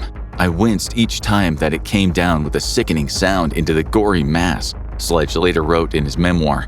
Brains and blood were splattered all over the Marines' rifle, boondockers, and canvas leggings. Many troops had even been propagandized to believe the Japanese population was a mindless mass, animalistic and evil. They'd surely heard of the very real stories of Allied troops being tortured and killed and worked to death as Japanese POWs. Over 40% of the 27,000 American POWs in Japanese hands would not return home. Many were tortured and beaten to death. 8 American airmen who were captured became victims of medical experiments at Kyushu University, injected with seawater. One had a lung removed and another had his head drilled into while he was conscious. A Japanese medical student who was there at the time later said, "The experiments had absolutely no medical merit. They were being used to inflict as cruel a death as possible on the prisoners. All the men died, of course." The Japanese as a people had gone from being portrayed in American media as folks with bad eyesight and buck teeth, but harmless, to dangerous animals, as depicted in posters, rats. Dehumanizing the enemy made it easier to kill them, but led to countless atrocities on all sides of the war. Japanese propagandists also had achieved their aim in Japan and on Okinawa.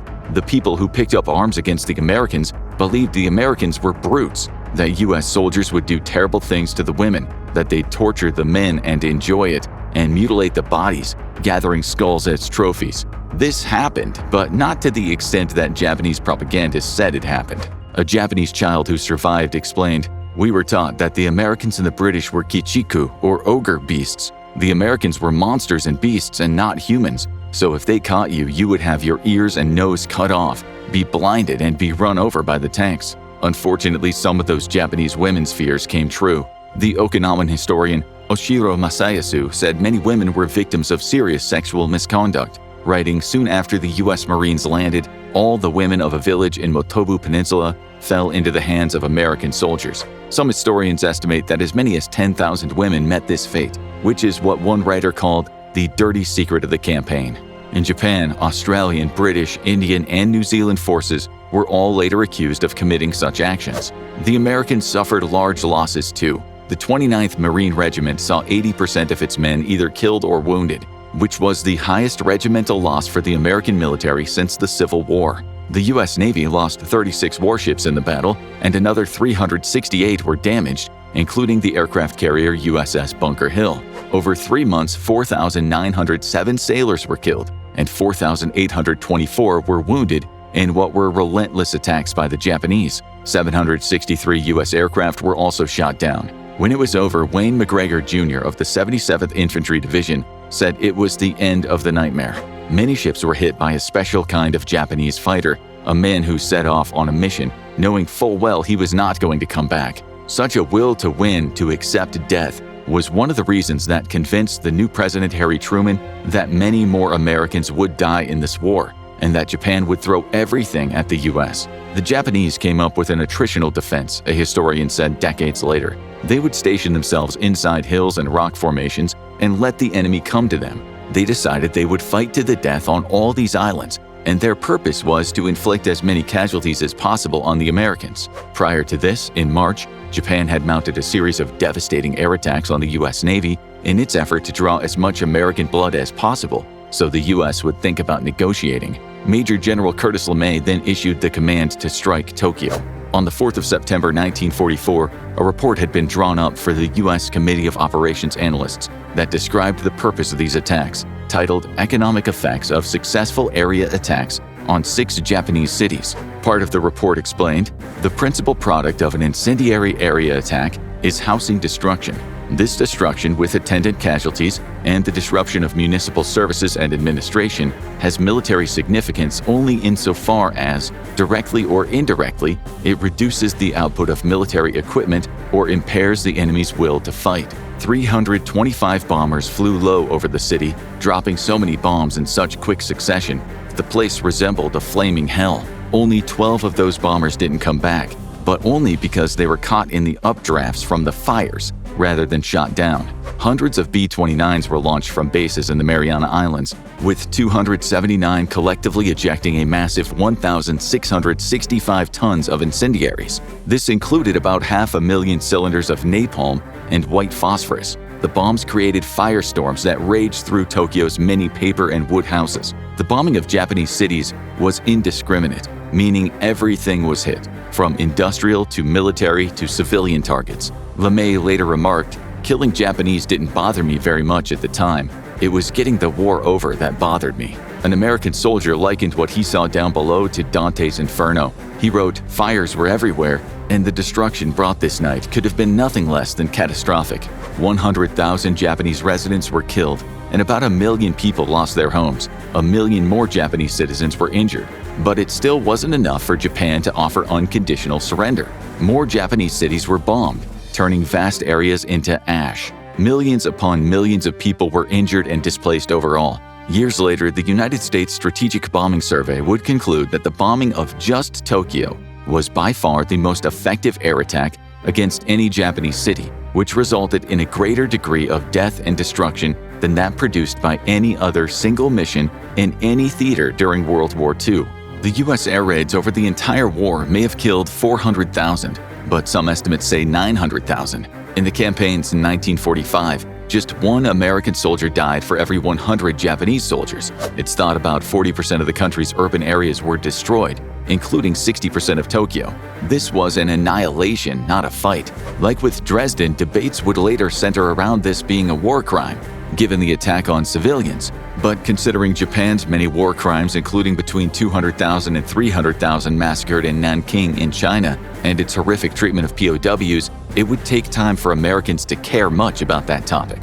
It should also be said that after the recent air raids, captured U.S. airmen were killed by mobs of Japanese civilians, and scores more were executed by the Japanese military, which included beheadings. In response to the air raids, Japan mounted kamikaze attacks, a word which in Japanese means divine wind. The pilots in the planes headed for sure death were told they were dying with honor, and that their mission was divine. Some volunteered, but not all. One young man said, "We have to go to the battlefield to die without being able to express our opinions, criticize, and argue, to die at the demand of the nation. I have no intention whatsoever to praise it. It is a great tragedy." Another pilot wrote to his mom, obviously proud, saying, "I will do a splendid job sinking an enemy aircraft carrier. Do brag about me." His name was Hayashi Ichizo. He died in Okinawa at just 23 years old. Such missions were incomprehensible to Westerners. A Japanese historian later tried to help them understand, stating that the men initially felt scared, but he explained that the melancholy was soon replaced by a spiritual awakening. 27 American ships were sunk. A Japanese kamikaze pilot had a 20% chance of hitting his target and causing massive damage to man and machine.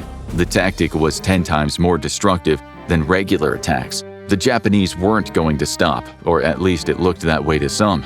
Chief of General Staff Yoshijiro Umeza said in a newspaper story in May, "The sure path to victory in a decisive battle lies in uniting the resources of the empire and getting behind the war effort, and in mobilizing the full strength of the nation, both physical and spiritual, to annihilate the American invaders." The Allies had considered a land invasion of Japan under Operation Downfall to be split into Operation Olympic and Operation Coronet, which was set to start in November. Without a doubt, the American forces, along with some British forces, would have met fierce resistance, not just from the Japanese soldiers, but a public armed with sticks and pans and whatever else they could fight with. Many were still fearing the loss of their way of life, drunk on Japanese propaganda that talked about the glorious death of 100 million, and how it was glorious to die for the Holy Emperor of Japan, and every Japanese man, woman, and child should die for the Emperor when the Allies arrived. It's not certain how many Americans and other Allied forces would have died in a land invasion, but it could have run into the hundreds of thousands. At the same time, millions of Japanese people would have perished from the bombs and starvation. No land invasion happened, because on August 6th and 9th, respectively, the US dropped 2 atomic bombs on Hiroshima and Nagasaki, killing around 200,000 people in total, or thereabouts. The numbers are debated. The US at first denied there was dangerous and deadly radiation. The New York Times star reporter William L. Lawrence was hired by the War Department to spread misinformation. This Pulitzer Prize winner, the US's leading journalist on everything atomic, was told by the military to write that the stories about people dying horribly from radiation were merely Japanese propaganda. He went as far as to tell Congress that radiation poisoning was a very pleasant way to die. The Times itself published a story right after the bombing titled, "No Radioactivity in Hiroshima Ruin."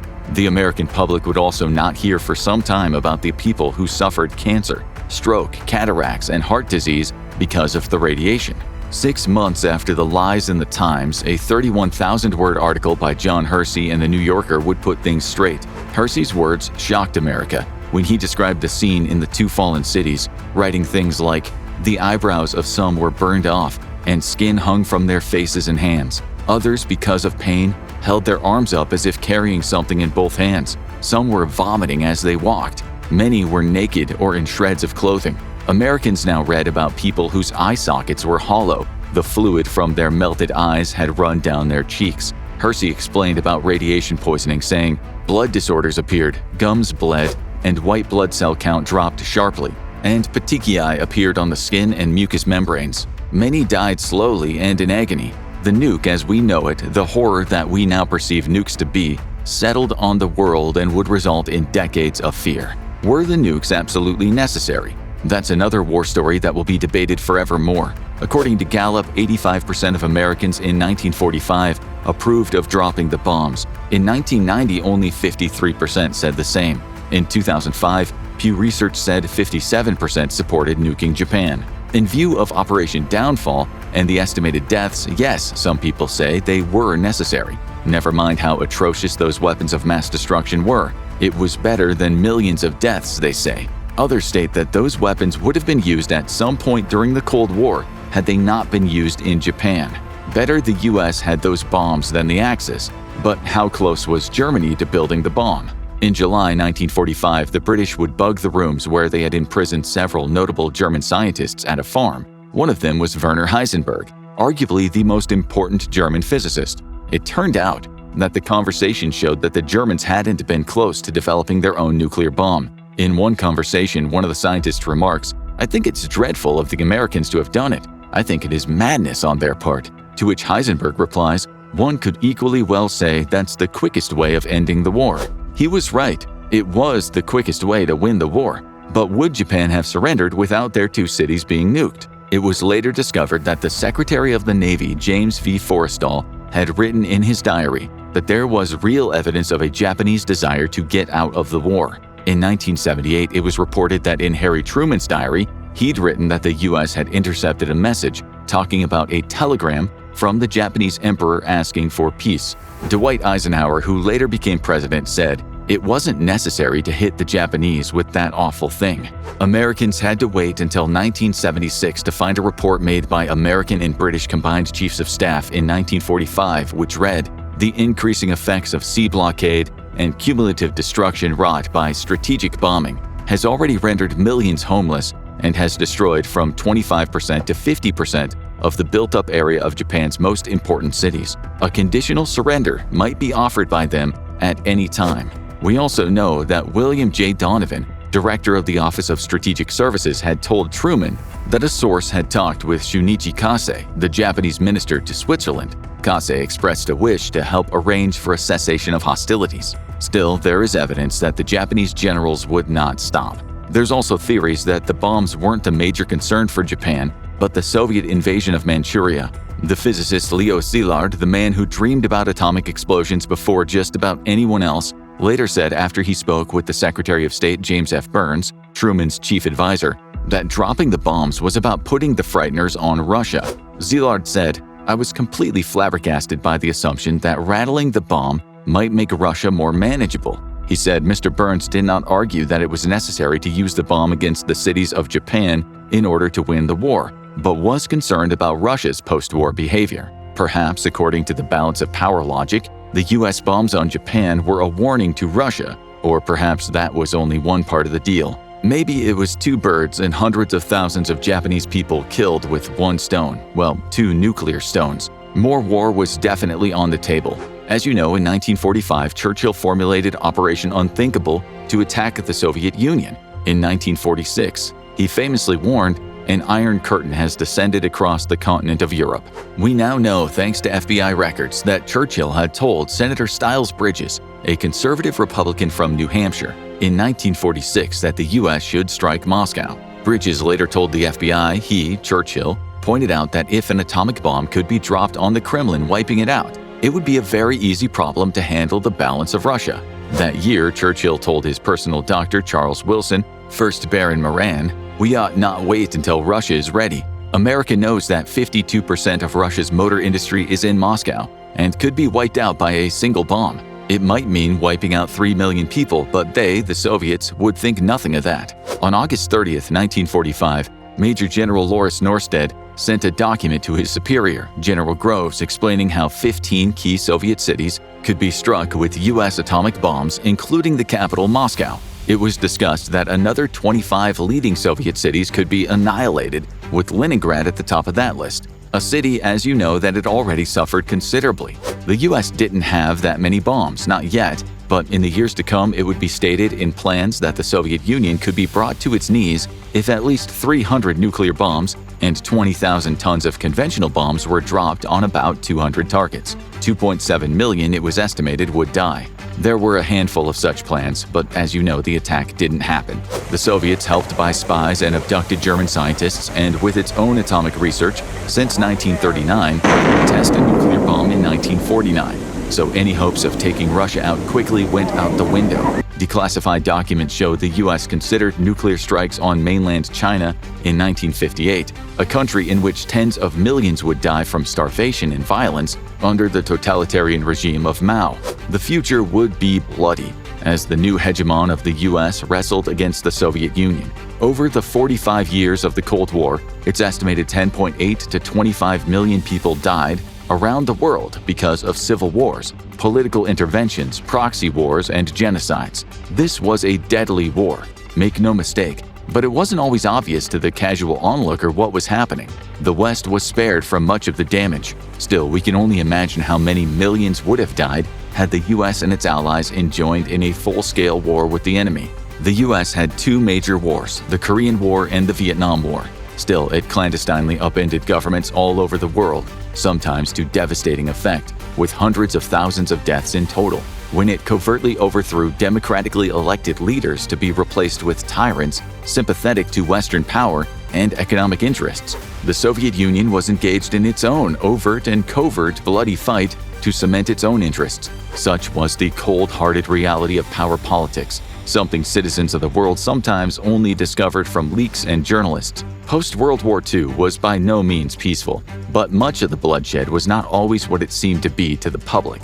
And as we said, it could have been much worse. The fascists might have been defeated, but the war machine was far from done with the world. Likely because of those nukes, the major powers did not engage in an all-out war in the following decades. As George Orwell had warned in his ever-prescient book 1984, there would be permanent smaller wars and conflicts. The book was fiction, but the so-called perpetual war, or forever war, is a criticism often aimed at the world's gatekeepers. There are people who say that war is embedded in human nature, that it will be with us forever in this anarchic system of great power politics, and so humanity will not go gentle into that good night. Let's hope that they're wrong, for all our sakes, because the balance of power is shifting again in the 21st century, and World War III is looking ever more likely. It could potentially end the world as we know it. Estimates state that during World War II, between 20 and 25 million soldiers were killed. Civilian deaths might have been around 55 million. At that same time, at least 60 million were displaced from their homes, not to mention the decades of mental trauma that followed the almighty disruption of life. World War II brought out the most evil instincts in people and yet showed how courageous and caring people could be in the face of impossible hardships. No one would disagree that it was necessary to fight fascist ideology. Had the tyrants that fought the war succeeded, mankind would almost certainly have slid into a new age of abject ugliness. If the story is focused on a lot of the negative aspects of war, it's only because stories based solely on heroes and valor and brilliant military successes tend not to repel us from such bloody, horrible conflicts. They can undermine the sacrifice people made, the pain felt by people. We should always hold dear in our minds, in the words of World War II poet Wilfred Owen, the men who fought that war, the doomed youth, an entire generation who were killed like cattle when the bugle called. Lest we forget, those who do not learn from history are doomed to repeat it.